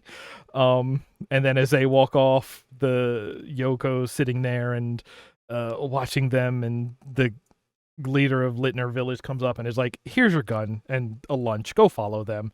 So then Yoko comes along too, and we end on this dope ass painting of the four of them walking off into the sunset with 5 if you count Buta. 5 if you count Buta. We didn't even mention Yeah, we Buta. haven't really brought that thing up yet, have we? The weird Uta's the best Powerpuff. character. Buda's one of the best characters. And they're walking off into the sunset with Gurren Lagann on their side, and they're ready for adventure. And that was such a fantastic, like, end of a sequence that I was just like, yeah, no, the beginning of the show is a fantastic pitch. The only thing they got going on that I really doesn't make me look forward to the future is they are definitely setting up a sort of unbalanced love triangle between Yoko, Simon, and Kamina. It's not. She's Yeah. gonna break up the band. It's all, she won't mean to, but yeah, she will. What is it? Simon is He has a crush child. because he's a child. Yes. Like, it's not a love triangle. But it is the thing where, like, that's why I say it's an unbalanced one, because Simon likes Yoko because she barely wears any clothes. Yoko likes Kamina because he's a lunkhead who doesn't wear shirts ever. And Kamina likes Simon because he's his bro. Like, it is one of those. And it's just like, oh, they're all gonna end up having to deal with, like, jealousy because of this weird imbalance. And I'm just like, I don't want to deal with that. Yoko's gonna break up the band like she did with the Beatles. It's fine, actually. Yoko, quote, oh no, Littner. Okay, interesting. It's just part of Simon's growing up thing. It's like, there's never been a girl around kind of weird village is that? doesn't wear Right. as much clothes and is kind of that older sister kind of character person that you get a crush on when you're young. Well, she manages to be both like the exotic, I've never met a girl like her, she's from the surface, while also being the girl next door because she's originally from the underground village next door. So she manages to be both exotic and familiar at the same time. I actually do. I was thinking about this on the rewatch, but I think there's a lot of comparisons to make to FLCL, right? Especially in this element of like, oh, this is a coming of age story. It's about a kid who is like, you know, that part of those stories about like, you know, coming into your own sexuality, but not yet being able to distinguish it from the rest of your emotions. And so like, you know, jealous physical urges you react to as if they were, you know, really like emotionally based reactions. And I think this show is fine dipping into that. I think it makes sense for them to do that, as much as I don't want to deal with it. Again, coming of age story, and also it's not that big a deal. Like, it's not actually that present. Right. But there is definitely, I remember this plot beat later where like it absolutely leads to the idea that like as a kid those distinctions are blurred for you, transfers into the sort of like narrative mechanics of the robots, because there are absolutely times when like Simon can't get Lagann to activate because he is jealous of Kamina and Yoko. Like that does end up being like a plot beat, which is just like, I respect it because it is making all of these sort of like thematic parallel systems work in a way that makes sense. But yeah, I'm glad we do move on from the idea of that triangle pretty fast, and it doesn't really matter.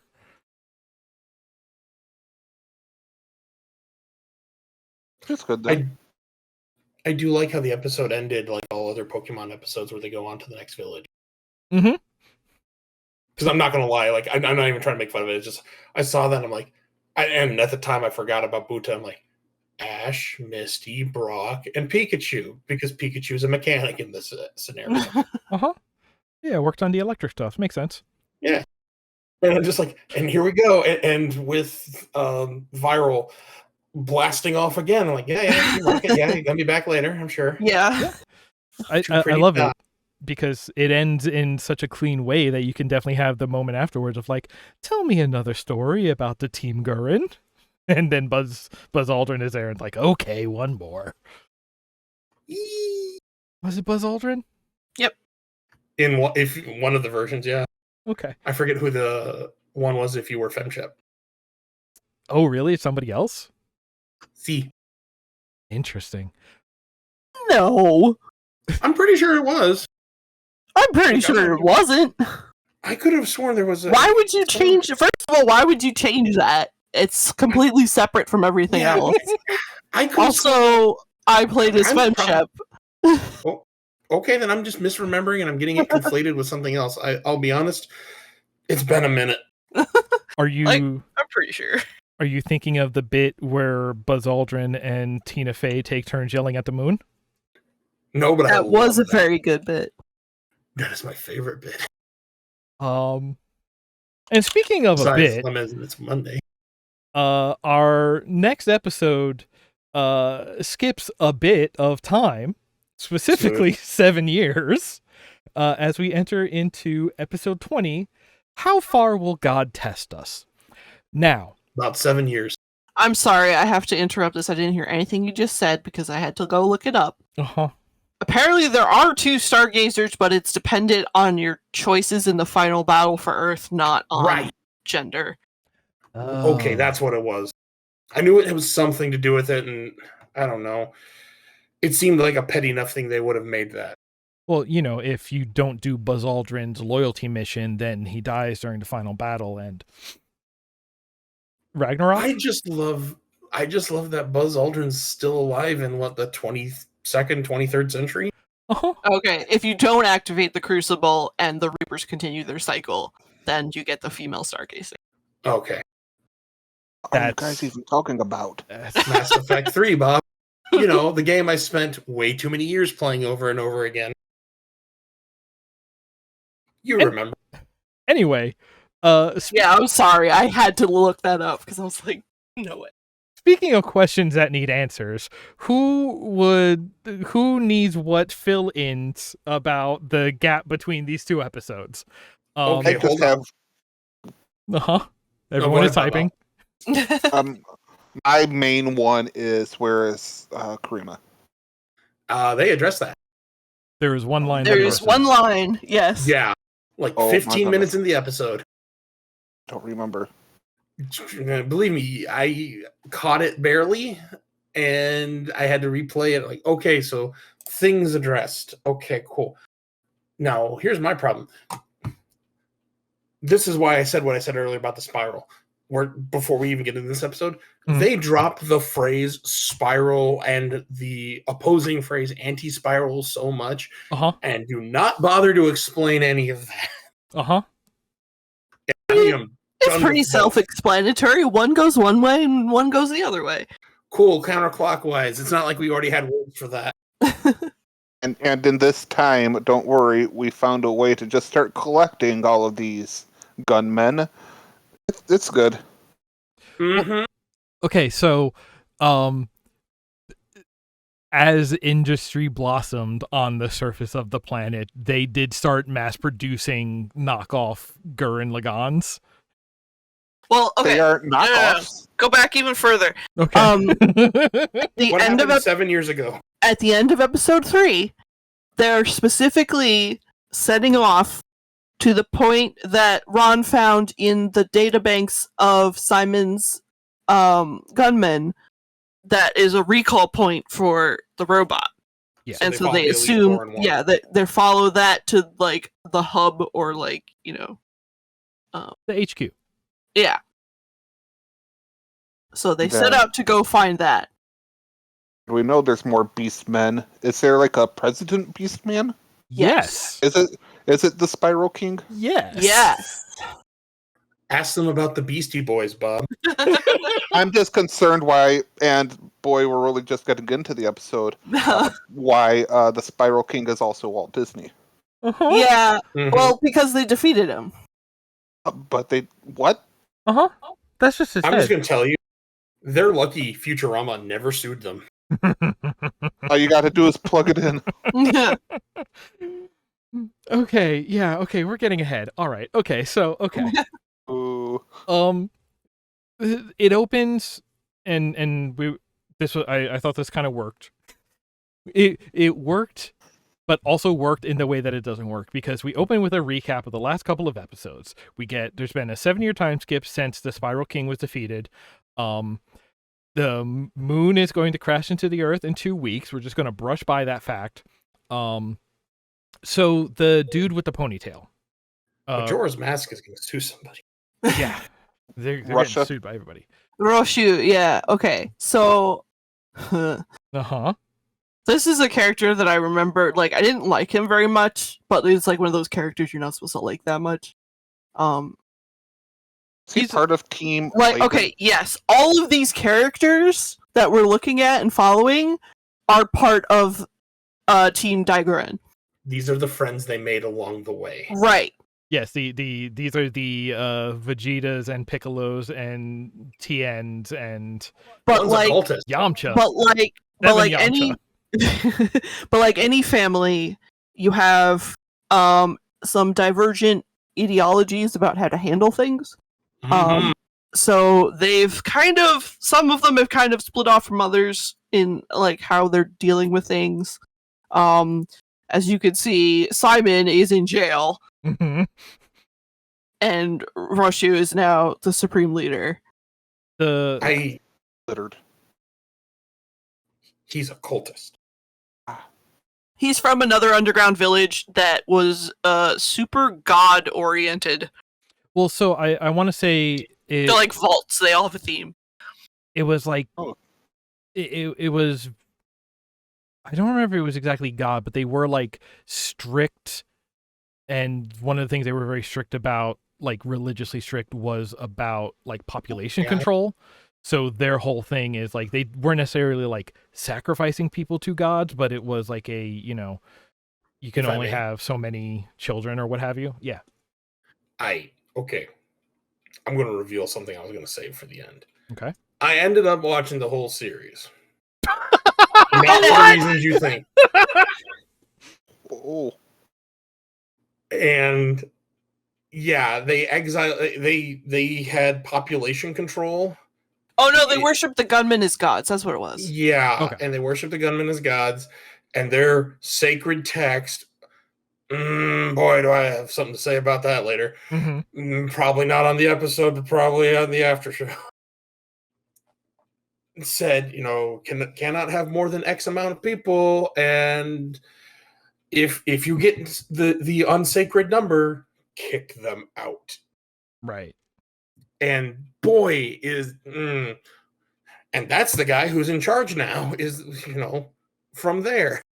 He's so like when he joins up with Team Gurren and he comes along on the adventure, like they butt heads about that. Like he kind of chills out and a little bit over time. Like but he's definitely like he's the paladin of the group is how I keep wanting to think about it. It's just like, Yeah, that's a good way to put it. he's a buzzkill and like everybody hates him, but like when you look at sort of like the moral math that he's doing, and he's not like rushing into anything, he's like, no, what I'm doing is a shitty thing, but it is the least shitty option we have that's actually feasible.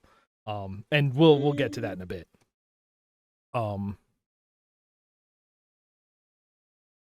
Right. So, this after the recap, this episode immediately drops us into Simon, a much older Simon, being thrown into jail and meeting up with Viral, who has also recently been thrown in jail, and Simon's waiting to be killed. yes, he is on death row, in order to satiate the fears of the masses. Viral is just sort of, he's eating it up. He's like, oh, you were always a little shit, and look at where you are now. Like 3 days ago, they invented the concept of a trial by jury, and that's like, he's like, oh, you invented trials, and that's why you and I now get treated as equals. Sometimes humans have good ideas, because now I get to see you eat shit just like me. We cut away from that, where Liron calls up Rocio and is like, hey, Supreme Commander, you should come check this thing out. And yeah, we see a decent amount of Liron in this episode, so I think it's worth, I'm glad we have a check-in with Liron, because he's kind of chilled out, I think. I very much agree. He's this is an excellent example of queer representation. He doesn't have to be at the risk of sounding horrible, gay. Gay. I think flamboyant is usually the word used. A stereotype. Right. And like he's still doing the thing where he's couching, you know, his messages in this like overly flirty personality, but the way the scene is shot is we also get to see that it is a mask, and like as soon as he turns the phone off, we see it drop, and he's just like, oh yeah, you're just like a dude who's like actually has like concerns and is like doing things and has a stance on stuff. And yeah, the reason why I wanted to make sure we got a late era episode as well, past the time skip, is because, again, going back to FLCL, the sort of like arc of the central conflict of that show is like about Naota taking the very first baby steps in understanding his own emotions as, you know, a kid hitting puberty, right? This show, when it starts, is like looks like it's going to be that show again, but I wanted to show that it's just like this show is going to have that arc and then go in and do some other stuff. Like it really does. Honestly, I forgot how much that the time skip could basically be a season break between like a season 1 and a season 2. But yeah, so like now that we get to see here and we see like, okay, we are dealing with like not exactly political stuff, but there is like, oh, we're being thrown in jail and we're seeing people switch sides and we're seeing people like, oh, who has ulterior motives, who is hiding things, who is, in a completely different environment, like this like futuristic urban environment compared to, which also I didn't put it into notes, but we see that like there is traffic in this city. There are taxi cabs, and They also don't have wheels. they all have legs. They're technically gunmen. It's so stupid. I love it. Also, the capital city is Kamina City. Yeah. But yeah, I think Liron is a good example of just like, we also see the way that characters settle into different like power dynamic positions in the way that they relate to each other and what their purpose in like the society in this world is. And it's just like, yeah, no, like even someone like Liron isn't just a caricature throughout this whole show. Like they give him, meaning beyond that for the show. And kind of everyone gets some stuff like that. Like it's also funny because this episode we get to later is also very much about like, actually also some people never change. We'll still Team Gurren like in the old days, but it's the show wants to do this examination of like, the more things change, the more things stay the same, and like what principles do you need to keep alive versus what do you need to be willing to let pass away, and so that's why I wanted to make sure we had something from the late show to just be like, yeah, whatever you think the show is leaning on in the beginning, it's going to do other stuff as well that isn't obvious super early in the show. Right, we get a evacuation update because, as we said, the moon is going to crash into the Earth in 2 weeks, and we're trying to evacuate as many people as we can onto the Ark Gurren, which is a giant battleship they found. I think it used to belong to the Spiral King before they took him out. So love found technology. Yeah. Listen, I don't play Warhammer, but my understanding is the idea of dealing with lost technology being found and treated with almost a religious reverence is oh yeah, is a thing against the Man Emperor's will. Oh yeah, the Spiral King, the anti-Spiral's will. So we see we get that update, and Liron is like, hey, come visit me in a minute. But before we get there, we have this scene in jail, in the showers in jail, where a random Beastman Birdman Hold on. Yeah. That's no random Beastman Birdman. Oh no? You will call him by his God-given name of Foghorn Leghorn. I was gonna say, because that's what my notes do. Right, so he's accosted by Foghorn Leghorn in the showers. And it's just like, oh, some supreme commander. I used to be a general in the Beastman army, but now they clip my wings and I'm in jail. He's mad specifically about Simon killing his commander, one of the 4 generals. Might have. The Scorpion Lady was one of the 4 generals too, right? Yep. Yeah, so one of them. His arms are bandaged, which leads me to believe his hand and arms were his wings. Yeah, I think that doesn't make sense. Science. That's not how that would I work. think they pulled all the feathers out. Oh, they Bob, plucked him. Yeah. Bob, are you familiar with the island of Dr. Moreau? It's kind of like that. The plane? It is actually, but from a genetic level, not a Frankenstein level. Yeah. Yeah. I mean, the bad guy's name, and I think they say it here, despite the terrible mashing up of it, was Lord Genome. Mm-hmm. Yeah, Lord Genome. One word, it's fine. Right, so, but this chicken, Simon, although he has clearly come into his own and has confidence now, and he was a supreme commander, and, he clearly, took after his big bro and has carried the torch, he can only really dodge the attacks of this Foghorn Leghorn here, and the chicken man is getting the leg up on him when in comes Viral, also just wearing a towel because they're in the showers, who basically is coming in with the idea of like, hey, listen, no one is going to kill Simon except for me. You got it? I'm no way going to let somebody else kill him before I get a chance to.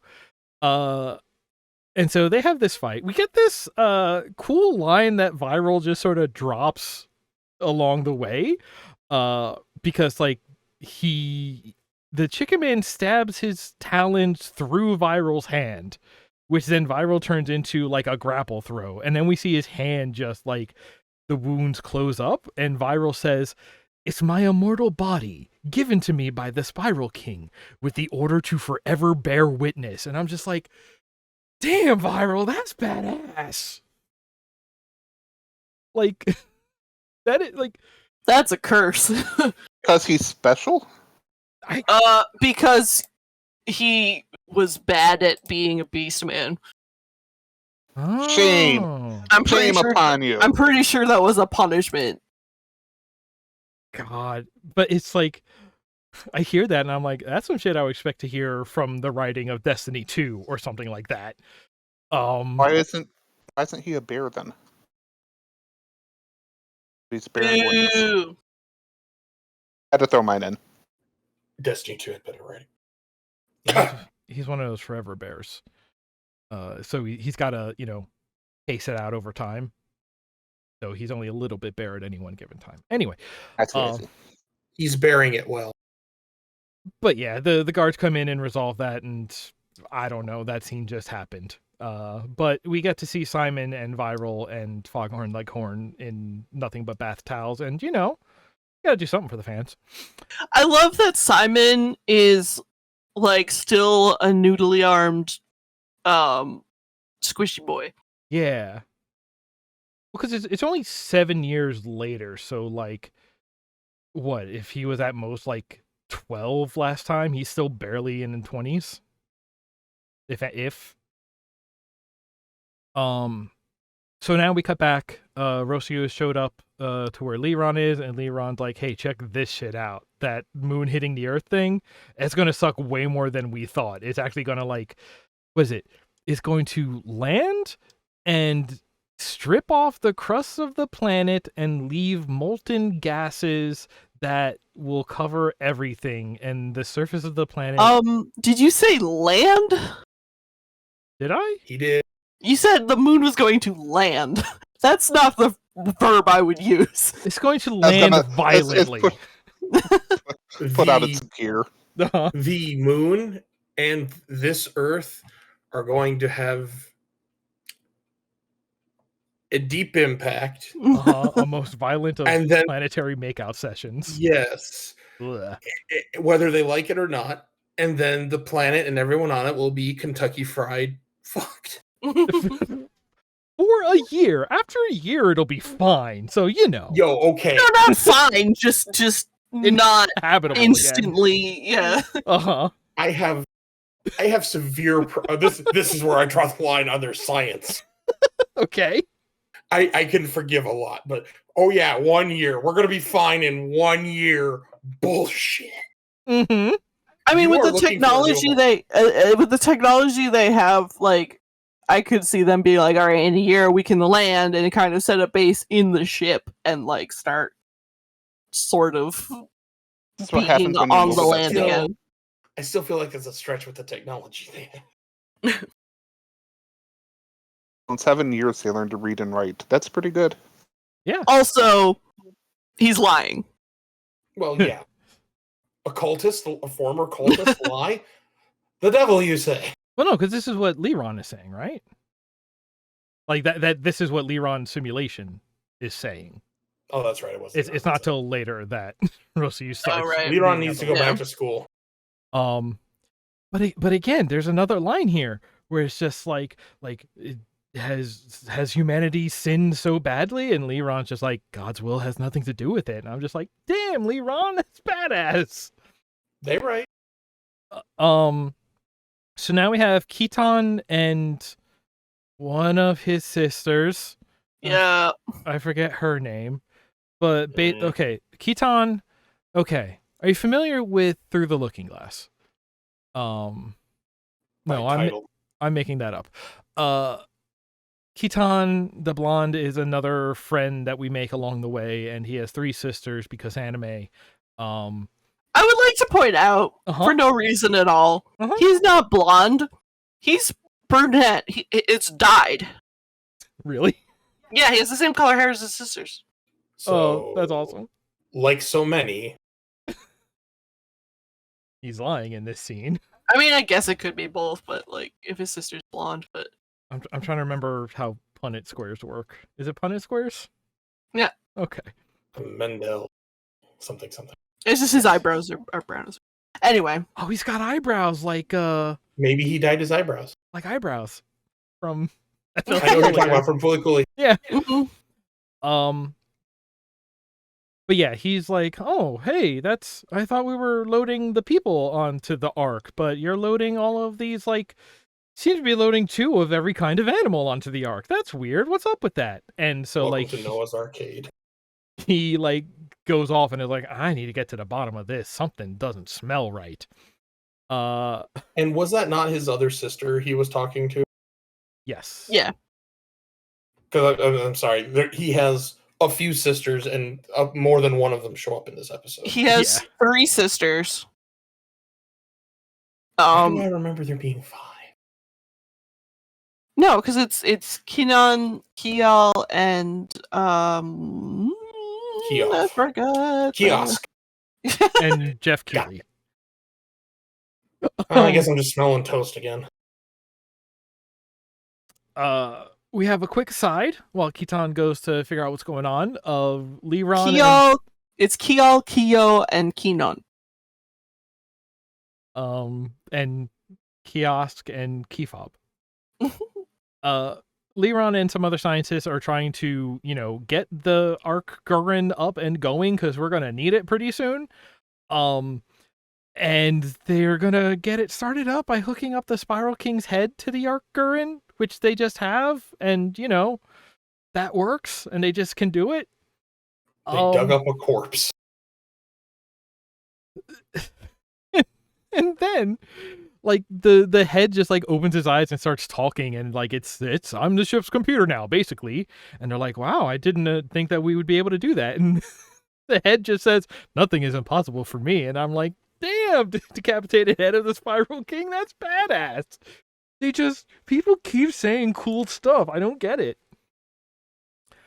But yeah, Keaton is tracked down someone from government closer to Rosu and is like, hey, what are they doing? But then Rosu just shows up and is like, hey, if you want to know so bad, I'll just tell you. And basically he brings them along and they show him the simulation about how the Earth is going to be uninhabitable for a year. And even the people in the underground evacuation shelters are going to be killed off by this. So actually, like, that's why they are bringing animals onto the Ark, because they are basically going to have to repopulate the planet after it cools off after the moon crash. Moon lands. Right, the Moonfall. James Bond. That movie is so bad. It is atrocious. I love this scene because this is so, yeah, like I said, Rosu is the paladin, he's the buzzkill, cares more about rules than about, like moral instincts kind of guy. But the shot in here where Kitan is like well, why don't we do this? Why don't we do this? And Rosu just keeps responding like, we already thought of that. That ain't going to work. This shitty situation is the best answer. And the camera just like focuses on him, and he is the most like haggard, tired looking dude you've ever seen. He's got like 100 bags under his eyes, and he's just slumping in his chair, just like, no, dude, it sucks. And it's specifically that this is the highest guaranteed survival rate. yeah, Kitan's thing might work, but if it doesn't, then all of humanity is dead. So he's not willing to play the numbers. He's going with, I'm gonna make the decision that guarantees that some people get out. yeah. Like it's kind of interesting because like that when I was saying like the way that like character roles shift between the time skip, like really, whereas Simon has become sort of the Kamina character, Rosu kind of comes in to be kind of the Simon character, where it's just like, hey, we gotta, sometimes running away is the best option, you know? And about like, yeah, you gotta, you know, take the initiative on things, but also sometimes that'll just get you killed and you gotta have a backup plan. So like I like the way that we see those roles, or that role for Simon at least, really shift over time. But yeah, the leader's role is to make the hard decisions, and he's just so tired. It's great. It's a great shot. And then we follow Kitan some more. He goes to the hospital where his other sister, Yep, has just given birth to the 1 millionth baby, but nobody really understands that it's specifically this kid. That's just for us, the audience. And he's like telling everybody without telling them that, hey, they should run and get on the ship as soon as possible, get on the Ark. They're hanging out on the roof, and this is where we get the line of maybe Kamina picked the right time to die. He has died within the previous 7 years. Don't worry too much about it. Sad. That's why they named the city after him. And then the sky opens up and a bunch of robots just come out and start blasting everything. They're specifically looking to, because they powered on the Ark Gurren, they theorize that it's like, oh, they must have sensed the spiral reactor go online and they're going to blow this up because it is the anti-spiral forces. They're haters. It's on site with them. And while they're like evacuating the hospital, Kitan is just like, I'll hold off the giant robots, and just starts loading shells into his shotgun and walking to this, 20-story flying robot. And it's just like, yeah, I'll take care of it. And I'm like, I see why you and Kamina were good friends back in the day. Yeah, I was gonna say, he's just color palette change Kamina. Yeah. From the selection screen. Everyone is, but like that's exactly the thing, right? Like, when we meet Kitan, he's his own kind of lunkhead, but this is what I mean about like the mimetic legacy thing. Like, here in the time skip, everyone is a little bit Kamina, and it's just like, yeah, this dude had such an impact on everyone around him. This is, he may be dead now, but this is how he lives on because everyone still has, a little bit of him in them now. It's cool. I think it's something they take enough time in like this post time skip area that we get to see the like repercussions of somebody leaving an impression on people in a way that I think a lot of shows will leave the death for, a third act finale kind of sacrifice play, but then you don't see like the wake that they leave. So I want to give props to this show for like doing that. I think it's something we don't get enough in any media, not just anime.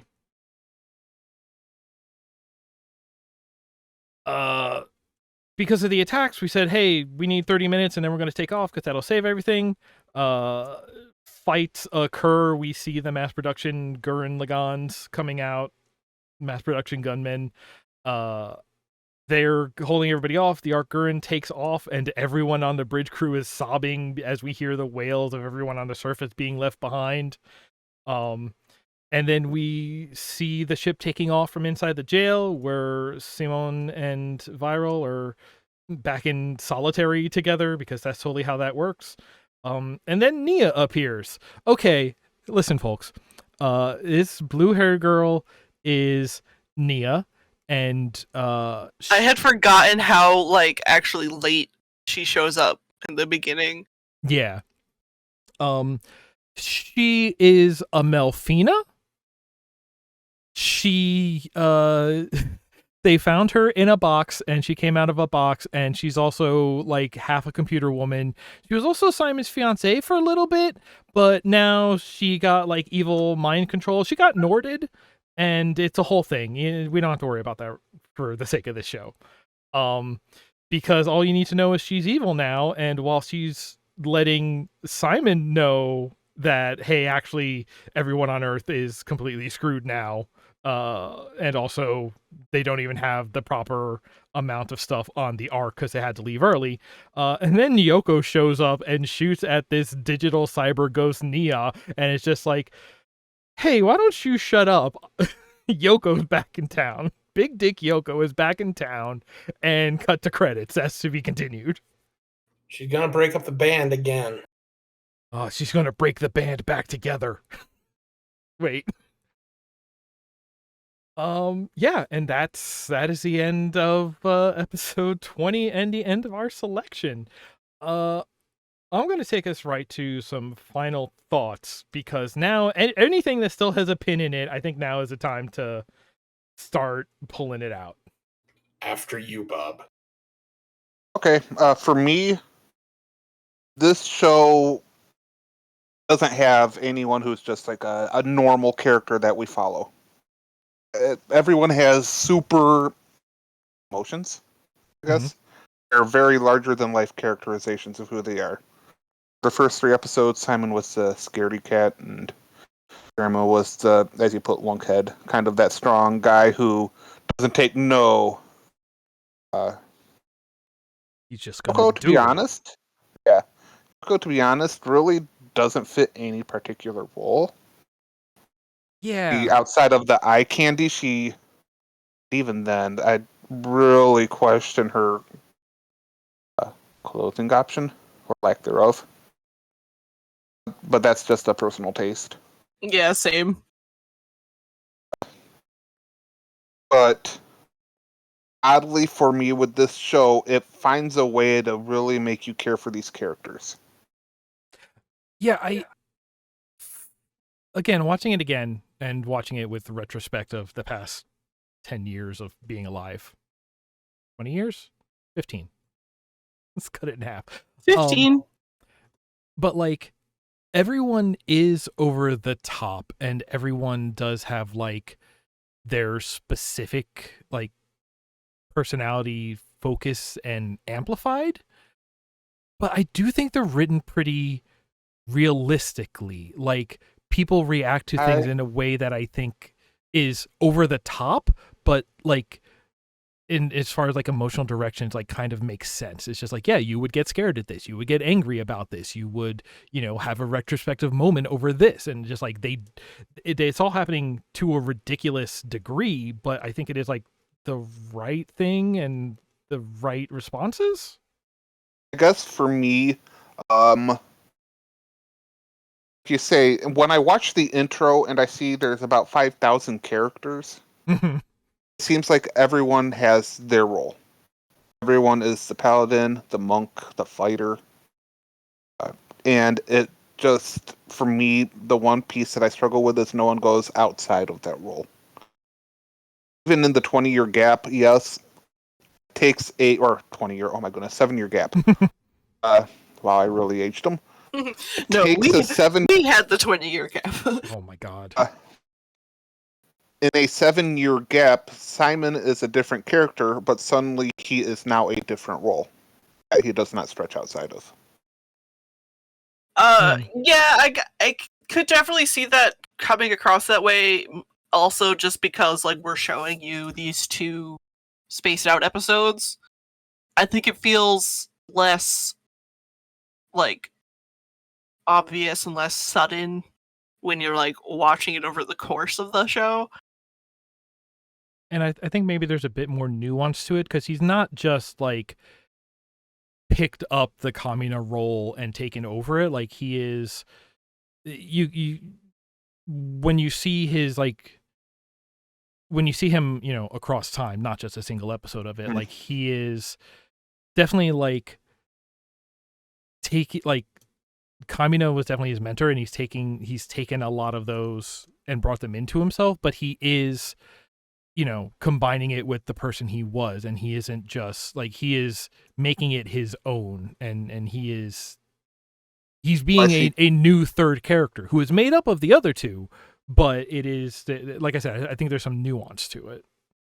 I guess for me, with these episodes, I don't see growth. I see there's growth that happened over 7 years that we don't get to see. Here's a new character. He's taller now. And, yes. Also, he doesn't do doesn't much open. in this episode. Without To be knowing fair. Lucio, describing him as a paladin, I don't see him being anything other than this military guy. Mhm. Or Catman being the new Karama. You know what I mean? Yeah. They are just this character. Don't expect them to do anything else. Don't expect Catan to have deep emotions outside of I'm the strong masculine character. Or Lucio to be like, let's go rob a bank. Because it will help people. Not that like would have a dichotomy of character, but enough to be outside of having more than just a one-dimensional face. Mhm. Yeah, I think that's the best way. They're all one-dimensional to me. Yeah, and that is kind of on purpose, because in picking episode 20, I was picking one that was like, I was trying to find one that did not sort of reference so much of the middling time for the sake of no spoilers. So it definitely is like a out of context snapshot. I really just wanted to be like, hey, look at the pieces we're going to be playing with later about like, oh, there's city and councils and ships and the moon, and just like hey, like in the beginning, it's like very simple. It's just like, oh, these boys are on an adventure on the surface, and there's giant robots piloted by beastmen, and there's people, and it all seems like really simple. But then you flip to the end, and it's just like, okay, there's this robot from the moon, and the moon is coming down, and also maybe God is mad at you, and also here's a head in a jar, and also like kind of the comedy beat of just that like contrast. So I get the contrast there, but even then, the characters there are still. No one ever does any more than just one thing. We see Ron later. Yes, he is another transformed character. He's no longer over sexualized. He's just that guy who knows stuff, and here is information. It's like a McGee. yeah, you know, that looking at it that way, there is like a sort of. But I don't again, know like, that I want people to do more, but it just seems like you fill this specific role, you do that. You fill this specific role, you do that. Not that that's a bad thing, because we have an awful lot of characters to cover. yeah. Yeah. Also, But- I do think like watching the whole show, they all opens have it up. Yeah, they have more depth than just the bits we're seeing in these episodes. Yeah, it's kind of like the again, to go back to DBZ, if you watch like a late era episode of DBZ, you'll be like, why are Krillin and Piccolo and Yamcha and whoever else is standing on the side here? It's like they're just here to stand on the side and describe what's going on. Oh, that's absolutely their purpose. I don't claim that DBC has any complexity to it. Sure. But it's the same thing here. Like if we see the in between, we get, you know, deeper portraits of these characters.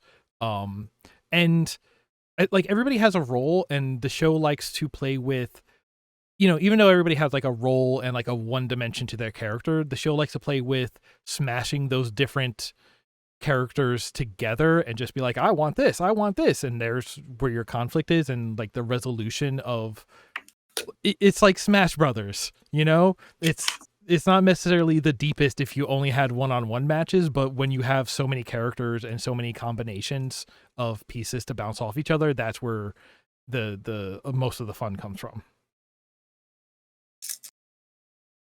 Final Destination. But yeah, you're totally legit, and I do think that tone might change if you saw more of it, but that's totally a valid read from this specific selection, especially episode 20, which is so out of context. Our turn, Chuck.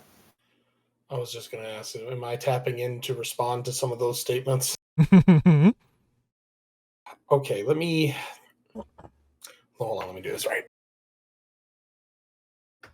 So I've called you, Gurren Lagann, here for your employee evaluation, and I like to start with the compliment sandwich. As mentioned earlier, I really like, the stylized ideas and motifs, the color, the action, great. I don't really find this an engaging show. But the final part of the compliment sandwich, it has a lot of interesting ideas it plays with. Asterisk. So here's the thing. I'm going to cite 3 instances here. Okay. Of my experience with the show. Watching it, let's see, what are we? Almost 10 years, we'll say 9 years ago. Watching just the 4 episodes for the podcast, and then immediately just going through and watching the show to try and see if I was missing something. Oh, it was kind of a hate watch? I don't know if I'd call it a hate watch. This was an exploratory quest. Sure. The quest for knowledge. Honestly, that sounds like the reason I have played every single Halo game. I didn't enjoy them, but I had to know what's going on here that other people see. I owe Bob an apology on that note. Because, Bob, I think that was really my experience with Halo, and I'm sorry for dragging you into it. It's all right. That's it. So, tried to watch this 9 years ago because I was listening to a podcast where they were watching through a whole series at a time. Whoa. Yeah. And, of course, they did several I really enjoyed. Some I didn't even consider watching or know about. And then this one came on. And this lost me at 3 episodes. And then I kept listening to the podcast to see if maybe something will come along. And nothing really came along until they mentioned the time skip. And I'm like, okay, let me check the time skip out. And back then I had this feeling with the time skip, okay, this is interesting, but we're not really doing anything with it. It's more just to set a time and say things have changed. But kind of to Bob's point, no, they haven't. And then we're fighting the real big bad. Cool. And I watched all the way through. I'm like, maybe this is going to really go somewhere. And it just didn't do it for me. So now we come to the podcast again. And I remember very surface level details. So coming back to the podcast now and watching, I'm like, okay, maybe I was a different person then than I am now. And I still watch this, and getting through the first 3 episodes was rough because, again, to kind of piggyback on what Bob was saying, Yoko is there to girl. She is girl of show. Yes, she's a girl with gun. She doesn't really have a personality. Her personality is to be girl with gun and to also have crush on Kamina, and it's kind of blatant. And to give Simon some boobs to be flustered by. Yeah. I'm lumping that all under the aspect of being girl. Yeah. Because that's how anime, especially in 2007, treated that. And not to say it still doesn't happen today. I cite every isekai. But that being said, and I look at Kamina, and Kamina's like, okay, I can see where you are trying to be a surrogate good big brother, and you are failing at it miserably because your don't say die thing only gets you so far. Mm-hmm. And your luck stat is not, a 20 every time. I'm going to tell you right now. You're on borrowed time, buddy. Mm-hmm. And then I look at poor Simone, who's going along kind of all Bilbo Baggins or Frodo Baggins here. Like, I'm on an adventure. I'm like, you are out of your depth. And I'm going to tell you, it didn't sell me once on, I'm going to learn to fly, operate this tiny little man-sized mech. Again, I love the design. I love that it's small. It's endearing. It's kind of cute in its own nature. But it was all just a lot of flash. And then we get to episode 20. I'm like, okay, I kind of remember finding something really enjoyable about the time skip. And I forgot about the war crimes charges and the sentence to death, and just sitting there really getting gobsmacked. I'm like, wait, what? I don't remember this. I don't remember a lot of it. It was a long time ago. And it's like, oh, we're talking spiral, anti-spiral. I'm like, yeah, that's supposed to mean something. I'm supposed to care about that as an audience member. But nothing said in this episode really made me care other than anti-spiral. Bad. Cool. And the Noah's Ark thing. Kind of interesting. Having the former cultist, now zealot, whatever, kind of running the government, like, okay, kind of interesting. Power subversion, kind of maybe following up in the footsteps you didn't mean to. Who knows? Especially just judging these 4 episodes in the vacuum as it were. And I still, every time they started to go somewhere, they just never finished. And it all felt like wasted potential. And that's what made me go back. I'm like, okay, there's got to be more. There's got to be something I'm missing. That's clearly the only explanation. Otherwise, I just don't think this is good. And so I sat down and I picked up from episode 4.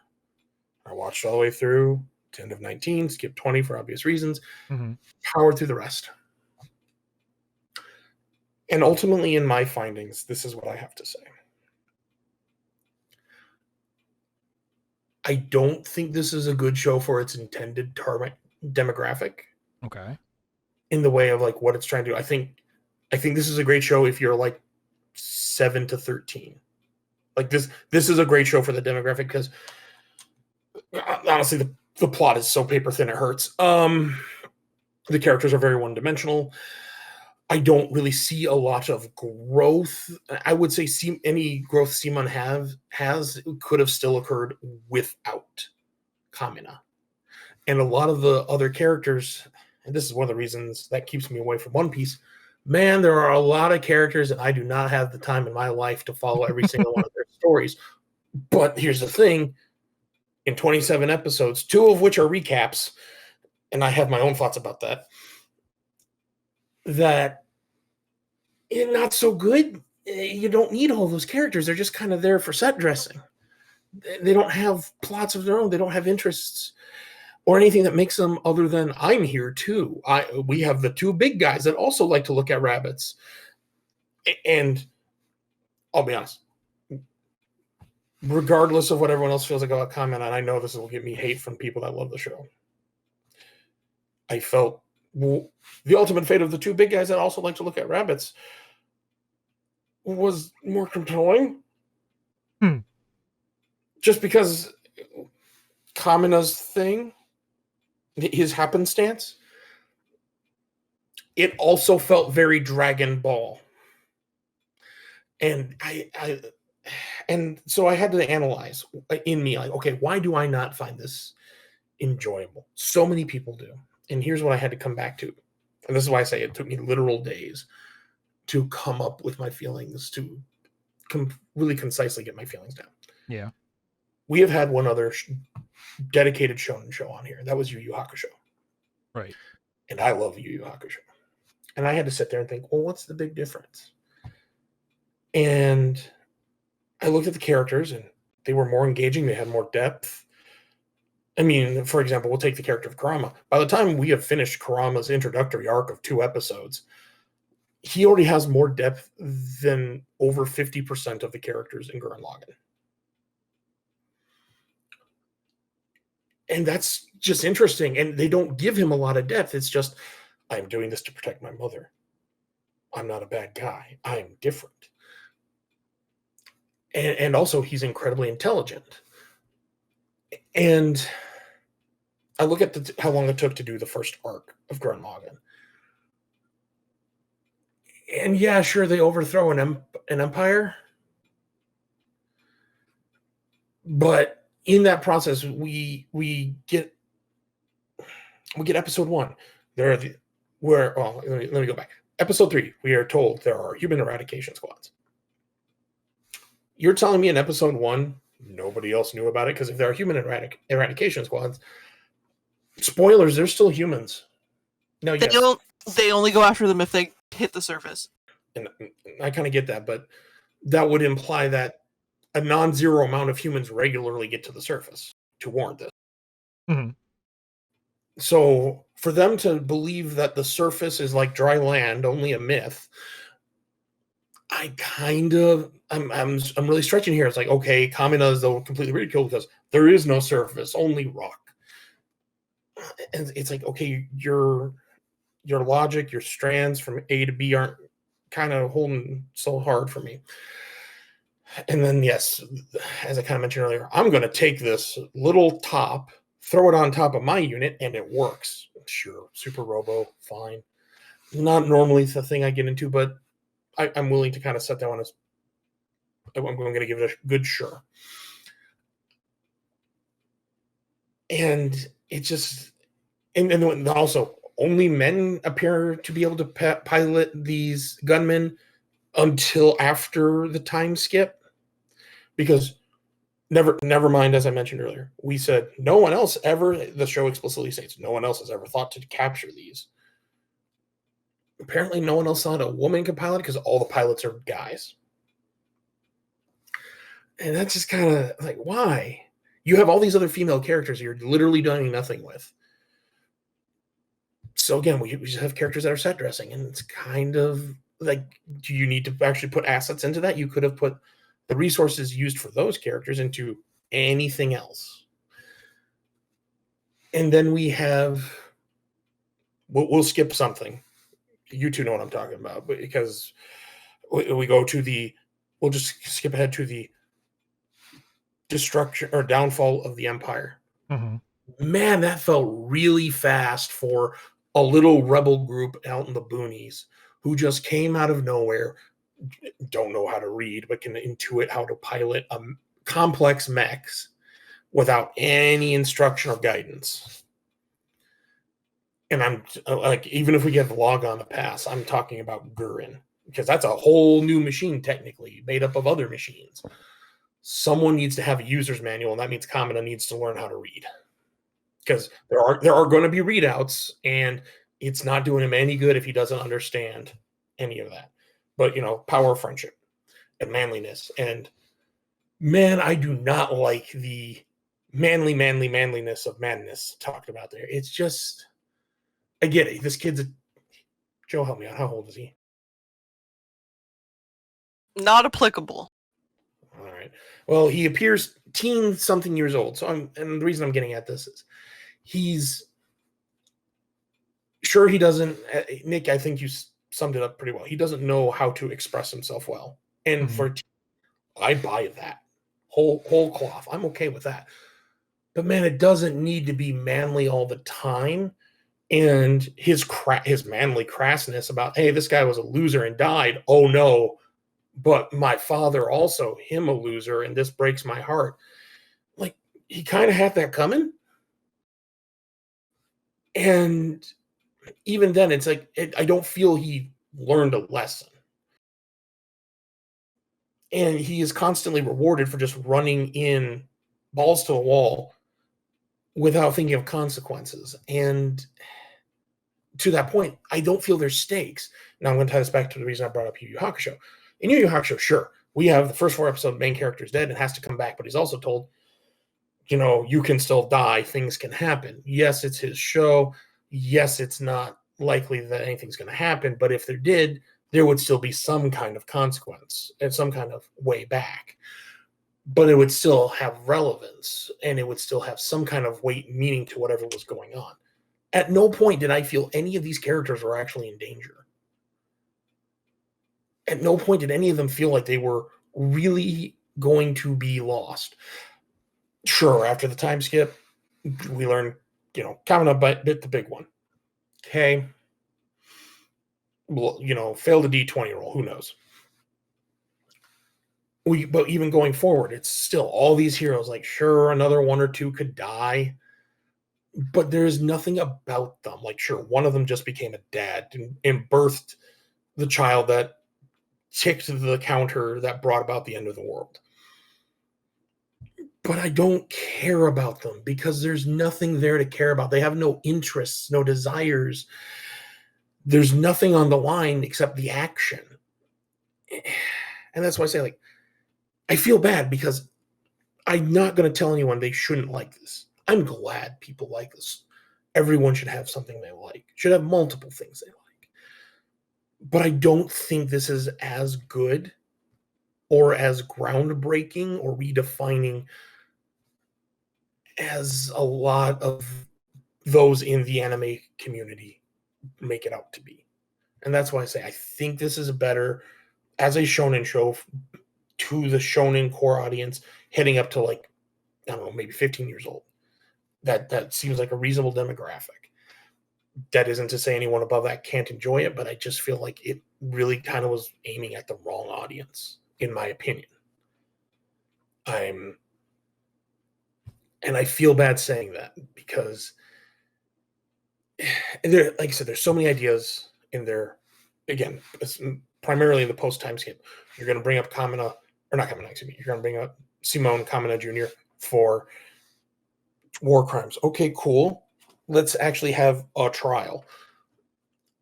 And you're going to make Rossio, Russolini, whatever.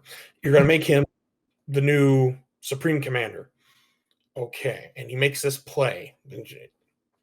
And considering his background, it kind of looks like a power play. Because, boy, does he have people in the right area. And it feels like that could have been a more interesting story. Maybe that was, to avoid spoilers for Bob, maybe that was his intent. Maybe that's exactly what he was after this whole time. Because there are certain things he says and others say around him that sure sound like they're just bolstering an ego. But there are still other actions that would lead me to believe maybe that wasn't the intent. But give me something. And I will say this, don't give it to me in that flashback of a conversation we, the audience, didn't get to see. That's really cheap, in my opinion. I've never liked that regardless of the show. But at least if you're going to do a thing and you're going to bring it up, man, commit to the bit enough to make it worthwhile. Because the war crimes, the change in power, it all ends up being kind of meaningless. And you can tell it's meaningless because your hero is in the jail cell and he's going to be put to death, in quotes. Honestly, the only character I found kind of interesting was Viral because of where his journey started and more or less where he ends up in the future. And that is why I say, like, okay, that's why I made the comparison I did. And because that gave him more than anyone else a degree of depth because he did have to change somewhat. Everyone else is still doing their same role. And to point of order, Simone should not be in charge of a government just because he was the great hero of the war. Winning the war does not make one a leader. He would agree with you. And I'm sure he would. But the story could have addressed that too, because there's such a more interesting story there than just, I'm the reluctant leader, but no one else is going to change their opinions because we all are good together. And that's what Kamina would have probably wanted. I don't know. And if it wasn't Simone, they probably would have made Kamina leader, which would have been genuinely worse. That would not have gone well for anybody. And so, and I feel bad because this sounds like an attack. I'm not trying to attack it. It's just no, you're stating your opinion and your experience with the show. That's fine. Thank you. And I wanted to like this because I remember finding aspects of that future skip interesting. But in the end, it really just kind of let me down as an audience member. Everything felt so convenient and so contrived. It didn't feel like anything was really worked for or earned. Honestly, like, that is the last reason why I wanted to make sure with this time skip episode, was specifically because I knew that was going to touch your taste better, because like I agree with like almost everything you're saying. Like, this is a show with simple, shallow characters, and it is kind of about taking their shallow thing and just magnifying it and sort of expressing it in over the top ways. It's pro wrestling is what it is. Yeah, I was gonna say it's a mac and cheese show for me. Like, it's Fair. a comfort food kind of, like, it's simple, it's fun. I like the characters, I like the action. It gets ridiculous in fun ways, and that's the kind of stuff I like. So It's pro wrestling. It is not there to have a deep story, and like I don't feel like I think for you that's definitely a matter of taste. Like, I wanted the time skip there because there is, you know, hints at like power plays and stuff going on, even if they aren't necessarily as dug into, because it does ultimately have to come back to being a show about the Flash, and like the Flash is fun.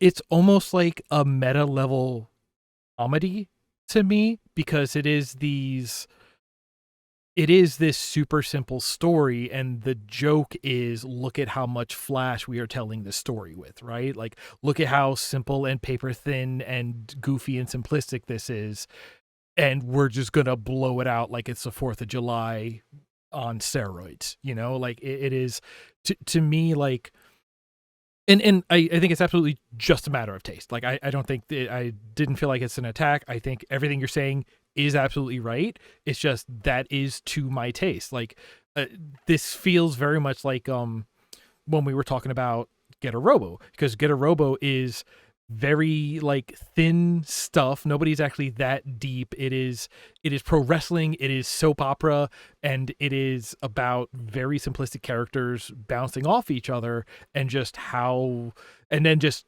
turn the volume up to 11, you know, literally with screaming, but also, you know, in terms of visually, in terms of scale with giant robots or universes or whatever.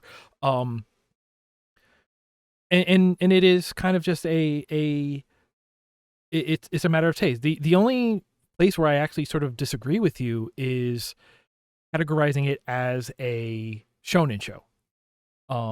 Because on the one on the one sense it is, in the sense of like the shonen show has, you know, the new enemy of the week who maybe is going to become a friend and stand on the hero sidelines, and also everyone has to be stronger than the last one. Like, there's definitely a lot of that going on, but I think I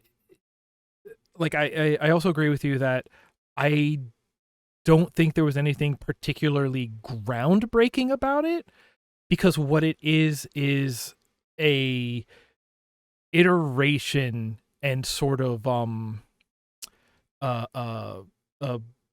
boiling down of Mecha Show, and Mecha Show are discrete from shonen show. You can have, you know, shows where they cross over into the same thing, but you know, they are ultimately there. And you can even say, like, you know, a realistic mecha show like a Gundam is different from a super robot show like a Getter. Like, they are different genres, right?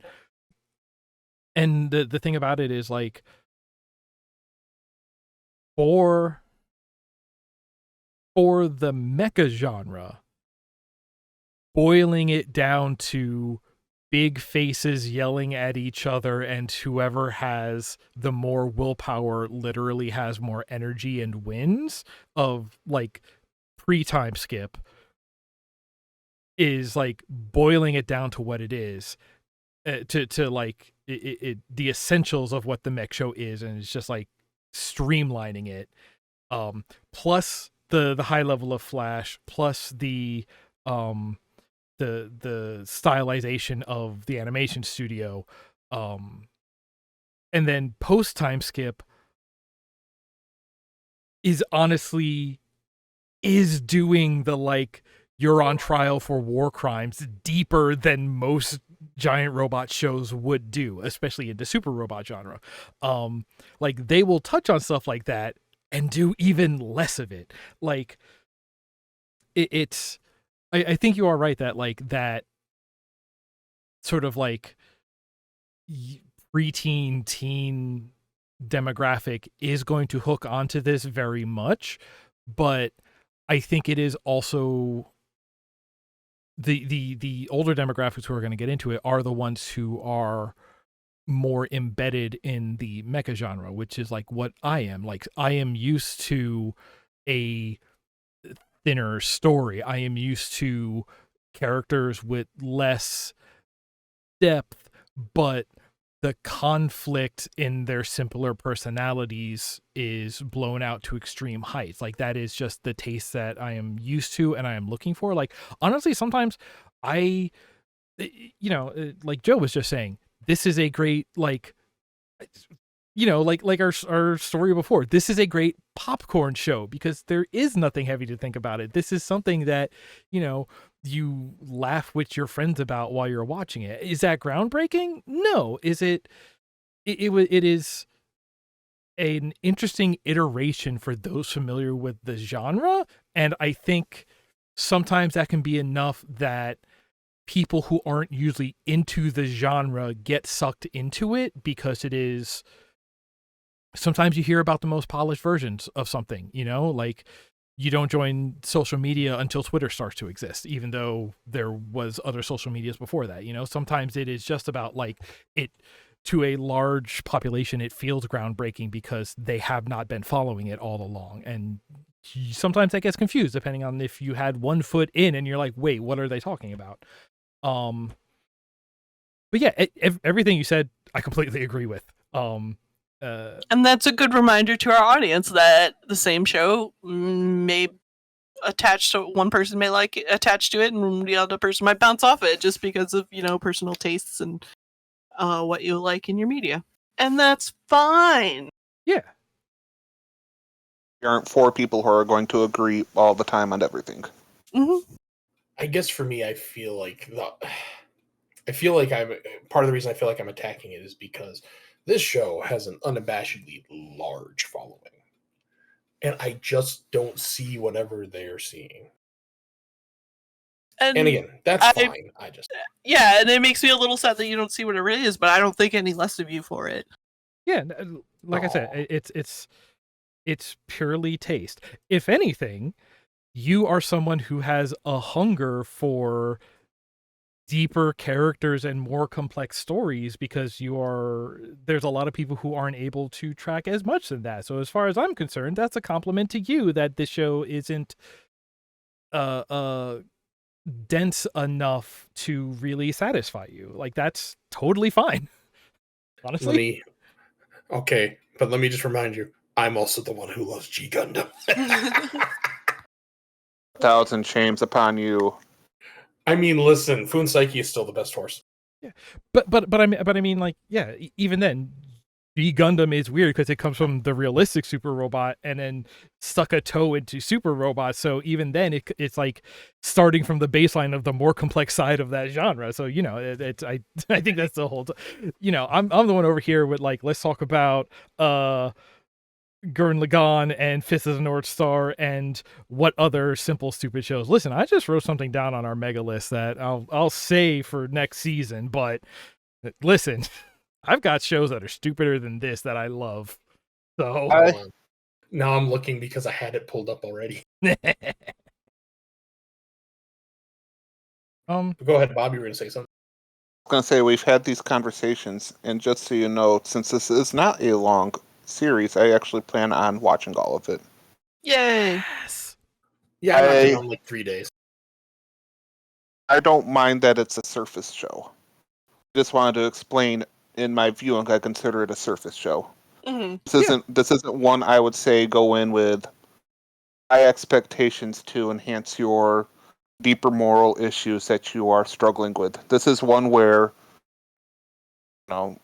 your rather large team of people And like I said, I'm basing that purely. I only watched the episodes that we watched for this, but I know, thanks to Ron, that we're probably going to inevitably run into all. I want to say it's like 12 people that are in the theme. I'm gonna roll my eyes when they're in like 3 episodes and each get one sentence. Like, you can do it, oh team. But that's okay. Art here, not bad. I really enjoyed it. Everything was very fluid, and we didn't have any like startling changes at some point for that sake. It just isn't that type of show. So I have a question. Okay. Does Gurren count as a horse? No. No. I actually put some thought into that, and if Gurren counted as a horse, we would have to retcon so many different mechs. Then does Lagann count as a horse? Because it had 3 people riding on it without a cockpit canopy. I will still have to say no. Did the taxi gunman in that one shot in the future count as a horse? Because Yes. at least it had freaking 4 no! legs. That is, those were Yes. just Yes, creepy. it had legs. It's a horse. We've had stuff on our horse list that doesn't have legs, but are also not mechs. We do have a mech. Before we consider the rest of our end of show lists and considerations, I am Chuck. Your eggs? I am really surprised that you did go and watch the whole show. Like, again, I understand from the like, what do people see? I gotta know. Like, it's not a hate watch, but it is maybe like a morbid curiosity, like a stunned That's honestly curiosity why I consume a lot of media. Same. Like, for me, that's most video games I play. But like, I'm glad you didn't hate it so much that you couldn't watch more of it. I'm glad that there was at least something there that you were like, no, I gotta check more. Like, it's like, So if that's the worst opinion we have on it, that's not bad. Let me put it this way. The me that was 13, 14 would probably have been way more into it than now. Totally. Or than I was almost 10 years ago.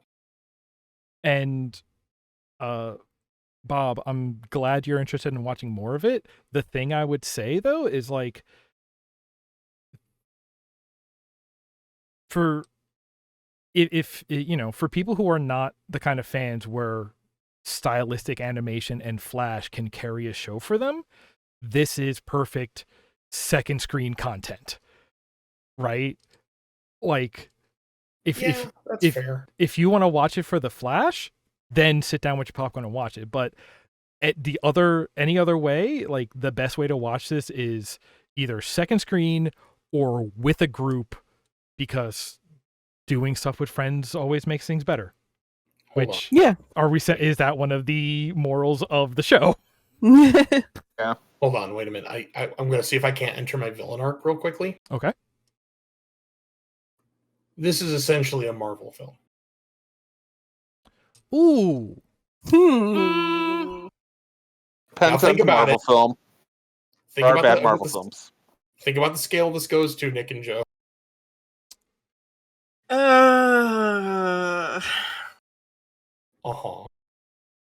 And think about the stakes. I can see where you're coming from. I'm not saying it's like a 1-to-1 either. Yeah.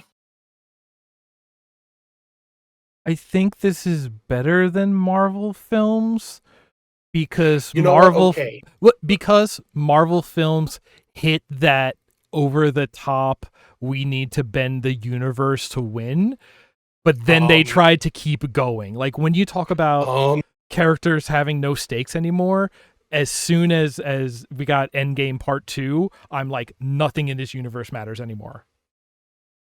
I mean, okay, to be fair, yeah, Gurren Lagann does know when it needs to end. So yes, demonstrably, this is better than a Marvel film. Okay. I will take that compromise and leave. I will happily walk away. And you know, I will say that actually puts it, you know, to your point, that actually puts it a lot higher in my book than it would have been without that, you know, comparison you made there. Like, this show has a hot springs episode within the first 10 episodes.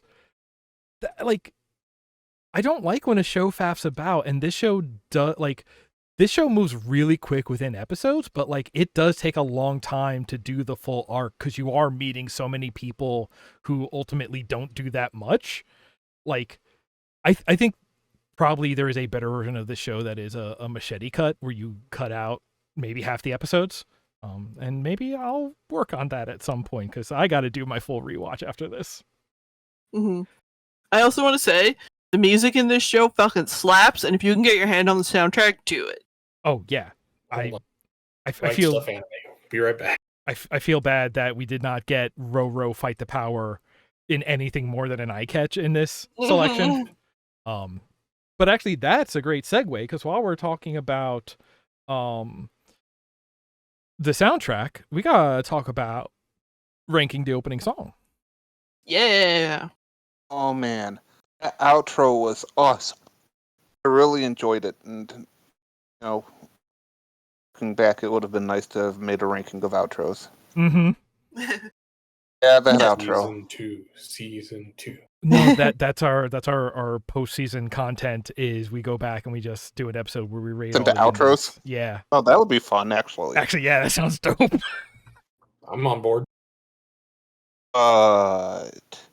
Apparently they put in an intro too.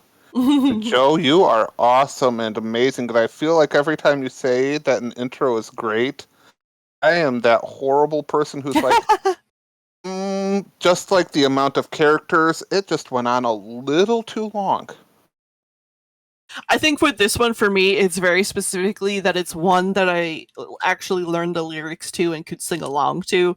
But it stuck with me so much. Like, to the point where I started, like, right when I was about to hit play on episode 1, I was like, oh yeah, this show had some good music, if I remember. I think I have the soundtrack somewhere.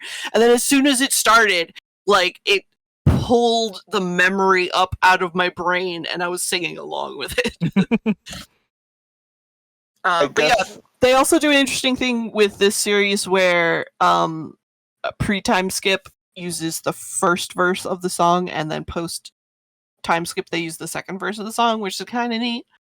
And then I think there were 3 ending themes over the course of the show. Which, it's weird. I really enjoyed the outros with this, so I would place it at 8th and push Neo Getter versus Shin Getter Robo down. Okay. And you wrote down what the name of the song was, so I'm going to copy it. Sorairo desu. Okay, so we said we are not counting any of the gunmen as horses. Correct. Even though sometimes they have horns on their heads like horsicorns. Even though sometimes things happen. Oh, yeah. That's a... Here's the thing, though. And this is, at this point, basically a ceremonial activity. Nia is technically an android waifu. In this selection, we saw her for about 45 seconds. Yeah, I wouldn't want to put her... Like, that's not enough to get to know her. Then she gets straight to the bottom because she's there, has like 5 sentences. I have no attachment to her whatsoever. I wouldn't call her an android. Yeah, I don't know if android genuinely applies or extra-dimensional hybrid. Like, unless we're talking genetics as coding, then like... Listen, like, I haven't done my full rewatch. Well, here's what I'd say. She does come out of a box. That's true. And Melfina's on this list. She is Lord Genome's daughter. Yes. But here's the thing. I'm willing to play with science because this show absolutely does. Well, okay, listen, we're gonna have to watch Bubblegum Crisis at some point and talk about the bioroids. Or is that the other one and we need to talk about boomers? Or is that Dirty Pair? This is just word salad. Boomers on this show. What? Boomers don't get on this show. Okay, so I'm just gonna put Nia question mark in 4th. And I think we all know what it's time for now. What do we watch next on Deep into Weebs?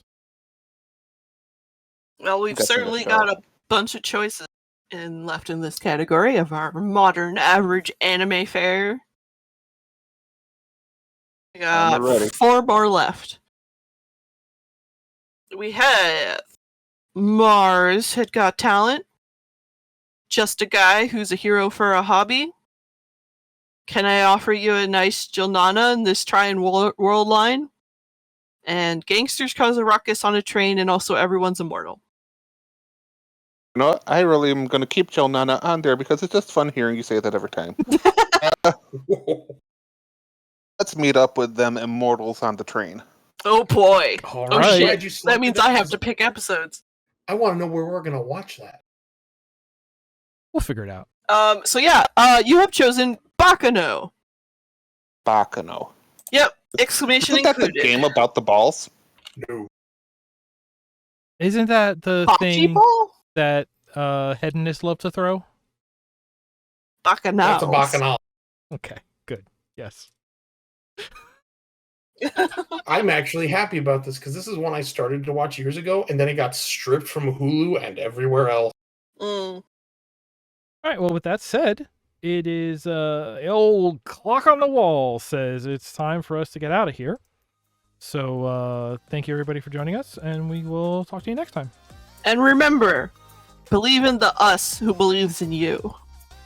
Ooh, wise word, bro.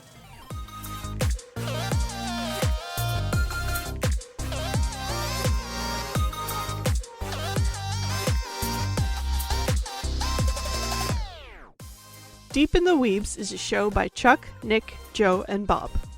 Our theme music is Kawaii Friends by C. 3. You can find our show on YouTube, or subscribe to the audio-only version on iTunes or wherever podcasts are served.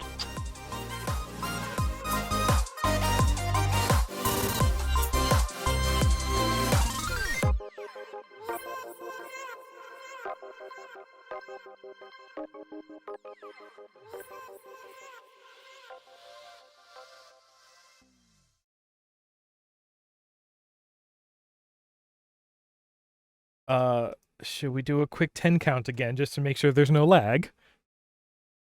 1, 2, 3. 7. 7. Really? All right, that's good Joe, enough. Speaking of a number. Oh my god. I'm good. I have our stinger now.